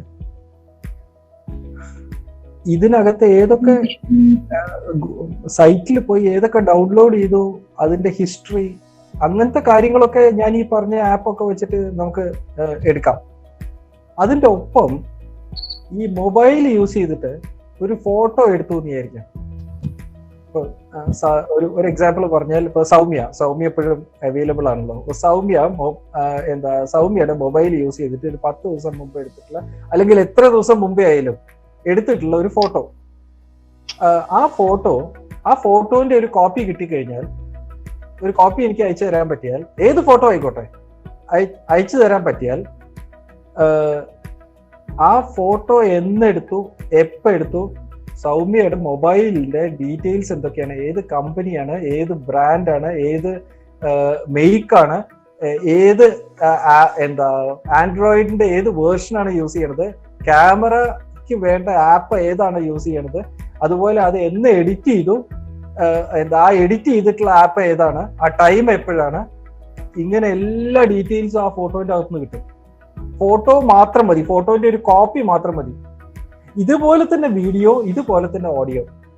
അതുകൊണ്ട് അവരോട് പറഞ്ഞ് മനസ്സിലാക്കേണ്ടത്, ഈ മൊബൈലോ കമ്പ്യൂട്ടറോ യൂസ് ചെയ്തിട്ട് നിങ്ങൾ എന്തെങ്കിലും വീഡിയോ, ഓഡിയോ, ഫോട്ടോ അത്തരം കാര്യങ്ങളൊക്കെ ചെയ്തിട്ട് മറ്റുള്ളവർക്ക് അയക്കുമ്പോൾ നിങ്ങൾ നിങ്ങളുടേതായിട്ടുള്ള സിഗ്നേച്ചർ അതിനകത്തുണ്ട്. നിങ്ങളുടെ മൊബൈലിൻ്റെതായിട്ടുള്ള കമ്പ്യൂട്ടറിൻ്റെതായിട്ടുള്ള സിഗ്നേച്ചർ അതിനകത്തുണ്ട്. തെളിവുകളോട് കൂടിയാണ്. ഭാവിയിൽ നിങ്ങൾക്ക് ഡിനൈ ചെയ്യാൻ പറ്റില്ല. നിങ്ങൾ പറയേ അങ്ങനെ ഒരു ഫോട്ടോ എടുത്തിട്ടേ ഇല്ല എന്ന് പറഞ്ഞു കഴിഞ്ഞാൽ ഞാൻ പ്രൂവ് ചെയ്യും, അല്ലെങ്കിൽ ഞങ്ങളെ പോലത്തെ സൈബർ ഫോറൻസിക്സുകാർ അത് പ്രൂവ് ചെയ്യും. അങ്ങനെ കൊടുക്കുന്ന ഇലക്ട്രോണിക് എവിഡൻസ് കോടതിക്ക് ആക്സെപ്റ്റബിൾ ആണ് ഇപ്പോൾ. അപ്പോ അവിടെ ഇപ്പൊ സൗമ്യ പറയാണ് ഞാൻ അങ്ങനെ ഒരു ഫോട്ടോ എടുത്തിട്ടേ ഇല്ല എന്ന് പറഞ്ഞു കഴിഞ്ഞാൽ, ഞങ്ങൾ പ്രൂവ് ചെയ്ത് കഴിഞ്ഞാൽ ഞങ്ങളുടെ പ്രൂഫിനായിരിക്കും വാലിഡിറ്റി, സൗമ്യയുടെ ഓറൽ എവിഡൻസിനായിരിക്കില്ല. ഇത് കുട്ടികളെ പറഞ്ഞ് മനസ്സിലാക്കാം. കുട്ടികൾ യൂസ് ചെയ്യുന്നതിനകത്ത് വേറെ സൈറ്റിലേക്ക് പോകാതെ റെസ്ട്രിക്ട് ചെയ്യാനായിട്ട് പേരൻസിന് പറ്റത്തില്ലേ? ആപ്സ് അവർക്ക് സ്റ്റഡി റിലേറ്റഡ് ആയിട്ടുള്ള ആപ്സ് മാത്രം ഇടുക, മറ്റേ അൺവാണ്ടഡ് സൈറ്റിലേക്ക് പോകുമ്പോൾ അത് ബ്ലോക്ക് ചെയ്യാനായിട്ടുള്ള പറ്റും രീതിയിൽ സെറ്റ് ചെയ്യാൻ വേണ്ടി പറ്റുമല്ലോ. ആ രീതിയിലൊന്ന് സംസാരിക്കാൻ വേണ്ടി പറ്റുമോ? അതിനുള്ള പല ഫെസിലിറ്റീസ് ഉണ്ട്. അപ്പൊ ഞാൻ നേരത്തെ പറഞ്ഞിട്ടുള്ള ആപ്പ് എന്ന് പറഞ്ഞത് അത്തരം ആപ്പുകളാണ്. അത്തരം ആപ്പ് യൂസ് ചെയ്തിട്ട് മറ്റുള്ള സൈറ്റിലേക്ക് പോവാതെ, അഡൽട്ട് സൈറ്റിലേക്ക് ഒന്നും പോവാതെ റെസ്ട്രിക്ട് ചെയ്യാൻ പറ്റും. പ്ലസ് അവർ വേറെ എന്തൊക്കെ ചെയ്തു എന്നുള്ളതിന്റെ ട്രാക്ക് റെക്കോർഡും കിട്ടും. അത് പാസ്വേഡ് പ്രൊട്ടക്റ്റഡ് ആണ്. അതുകൊണ്ട് പിള്ളേർക്ക് അതിനകത്ത് കയറിയിട്ട് ഒരു പക്ഷേ എടുക്കാൻ പറ്റിയില്ല എന്നും വരും. അതിനെ ഹാക്ക് ചെയ്യാനുള്ള വഴികൾ എന്താണെന്നാണ് പിള്ളേർ പിന്നെ റിസർച്ച് ചെയ്യുക. എന്ന് പറഞ്ഞാലേ, നമ്മളിപ്പം ഓൺലൈൻ ക്ലാസ് എടുക്കുമ്പം കുട്ടികളോട് നമ്മൾ വീഡിയോ സ്വിച്ച് ഓൺ ചെയ്യാൻ പറയും, അവരുടെ ഫേസ് സ്വിച്ച് ഓൺ ചെയ്യാൻ പറയുമല്ലോ. പക്ഷെ അതിനകത്ത് ഒരു പ്രോബ്ലം ഈയിടെയായിട്ട് ഞാൻ കണ്ടുവന്ന ഒരു പ്രോബ്ലം ആണ്. പല കുട്ടികൾ, കാരണം കുട്ടികൾ വീട്ടിലിരിക്കുന്ന ഒരു സെറ്റപ്പിലാണല്ലോ അവരിയ്ക്കുന്നത്. അപ്പൊ അവര് നമ്മുടെ സ്കൂളിൽ വരുന്നവരെ അവര് നല്ല തിരിഞ്ഞല്ലോ വന്നിരിക്കുന്നത്. അപ്പൊ അതിന്റെയൊക്കെ സ്ക്രീൻഷോട്ട് ഇട്ടിട്ട് പലയിടത്തും സ്റ്റോറി ഇടുന്നുണ്ട്. അപ്പൊ അങ്ങനെ സ്റ്റോറി ഇടുമ്പോ നമ്മുടെ നല്ല ഫോട്ടോസ് അല്ലല്ലോ ആക്ച്വലി. അപ്പൊ ആയിരിക്കുന്ന ആ ഒരു സിറ്റുവേഷൻസ് ഒന്നും ചിലപ്പോൾ നല്ലതായിരിക്കും. അപ്പൊ അതിനെ നമുക്ക് എങ്ങനെയെങ്കിലും റെസ്ട്രിക്ട് ചെയ്യാനോ അത് അതിന്റെ ഒരു എന്തെങ്കിലും നമുക്ക് ചെയ്യാൻ പറ്റുമോ അതിന്? ഓക്കെ, അതൊരു നല്ല ക്വസ്റ്റ്യൻ ആണത്. അത് രണ്ട് ഭാഗത്തുനിന്നും ശ്രദ്ധ വേണം. അതായത് കുട്ടികളും അതെ, പെൺകുട്ടികളും അതെ, കുറച്ച് നല്ല ഡ്രസ്സില് സ്ക്രീനിന്റെ മുമ്പിൽ വരിക, ഇത് നാടൊട്ടുക്ക് കാണുന്ന ഒരു സാധനമാണ് എന്നുള്ള തോന്നൽ പെൺകുട്ടികൾക്കും ഉണ്ടാവുക. രണ്ട്, ആൺകുട്ടികള് ഇത്തരം സംഗതികൾ സ്ക്രീൻഷോട്ട് എടുക്കുമ്പോൾ ഞാൻ നേരത്തെ പറഞ്ഞ പോലെ ക്യാമറ വെച്ചിട്ട് അത് ചെയ്യുന്ന പോലെ ഈ സ്ക്രീൻഷോട്ട് എടുക്കുമ്പോഴും ആ സ്ക്രീൻഷോട്ടിൽ ഇതേപോലത്തെ തെളിവുകൾ കാണും. ഈ സ്ക്രീൻഷോട്ട് ഡിസ്ട്രിബ്യൂട്ടഡ് ആവുമ്പോൾ ആ സ്ക്രീൻഷോട്ടിന്റെ സൈബർ ഫോറൻസിക് അനാലിസിസ് ചെയ്ത് കഴിഞ്ഞാൽ ഇത് ഏത് ക്യാമറ യൂസ് ചെയ്തിട്ടാണ് എന്നുള്ളത്, ഏത് ഡേറ്റ് ടൈം, ഇതെല്ലാം കിട്ടും.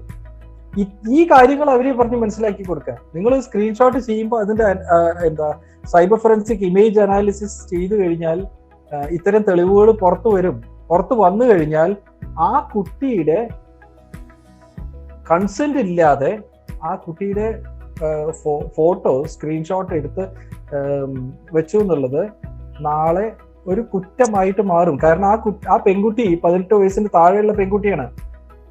അപ്പോൾ അതൊരു ഒരു ഇഷ്യൂ ആയിട്ട് മാറും. 2, ഇത് എടുക്കുന്ന പയ്യനും 18 വയസ്സിന് താഴെയാണെന്നുള്ളതാണ്. അപ്പോ ഇതൊരു ക്രിമിനൽ ഇഷ്യൂ ആയിട്ട് മാറും, തെളിവുകളും ഉണ്ടാവും എന്നുള്ളതാണ്. അത് പറഞ്ഞ് മനസ്സിലാക്കുകയാണ് നല്ലത്. Bhattadripad, it was a very, very informative, very elaborate and very enlightening talk. Thank you very much. It's quite relevant to these situations. നമ്മളിപ്പോ കോവിഡിന്റെ ഇഷ്യൂ കാരണമാണല്ലോ ഇതെല്ലാം ഇത്രയും വന്നത്. Now I think these online classes and online educative purposes എല്ലാം is going to stay. It's going to be the new normal and it's going to stay for quite some time, I think. So this was your talk was very, very informative and helpful. I now request our principal, Father Vinod Patakalam CMI, to address this group. Over to you, Father. So I have to say big thanks to Dr. Vinod Bhattadripad. He is a good friend of me, good friend of the CMI congregation. I think I personally love him. I went for his daughter's marriage. That means I have such a bonding with Dr. Vinod Bhattadripad. So it's very close to my heart. So I can personally talk. To his family also I can I make a personal touch. So that much he is intimate to me, and he is such a knowledgeable person, overall accepted, overall traveled, true to heart. Is a very, very true to his heart. Whenever we request for anything, he gives lots of suggestions, and any new information he is getting, he gives that communication to the school, and he enriches each and everyone, and to the teachers also. I think this relationship needs to be continued. I think Sir will continue that friendship. His online classes are on progress. I think parents need to be trained in this process. I think Pramida ma'am, she asked a question, the etiquette. I think that kind of, then some teacher asked, some parents also asked some questions. I think you may be remembering that the recorded things are there. I think Shaju sir will be handing over that to Vinod sir. At certain points, if you can give some guidelines, based on that, if you can give certain guidelines for the parents community as a large, it will be very, very beneficial. So we have around 6,000, and in the Trivallam, nearby Chrysler itself, we have 1,000 plus parents are there. Not 10,000 plus parents are there. So we can address to a bigger group. So that kind of awareness we can create in the community. I think your talk, that kind of interaction will be very, very useful. We ask for that kind of approach in the nearby future. Thank you very much, sir. Your love, concern towards Christnagar and to me and to the CMI congregation. Thank you, Father. We've come to the end of our session. I thank Dr. Bhattadripad for sparing his precious time to enlighten us on ways to stay cyber safe. We couldn't have had a better person, a more apt person than Bhattadripad sir to give us this tips and advice. I thank the principal and the Christnagar school management for arranging such a relevant session and also for giving me the opportunity to host this program. I also thank all the parents and students who have participated today. It's time to end our meeting. Thank you all once again. Thank you.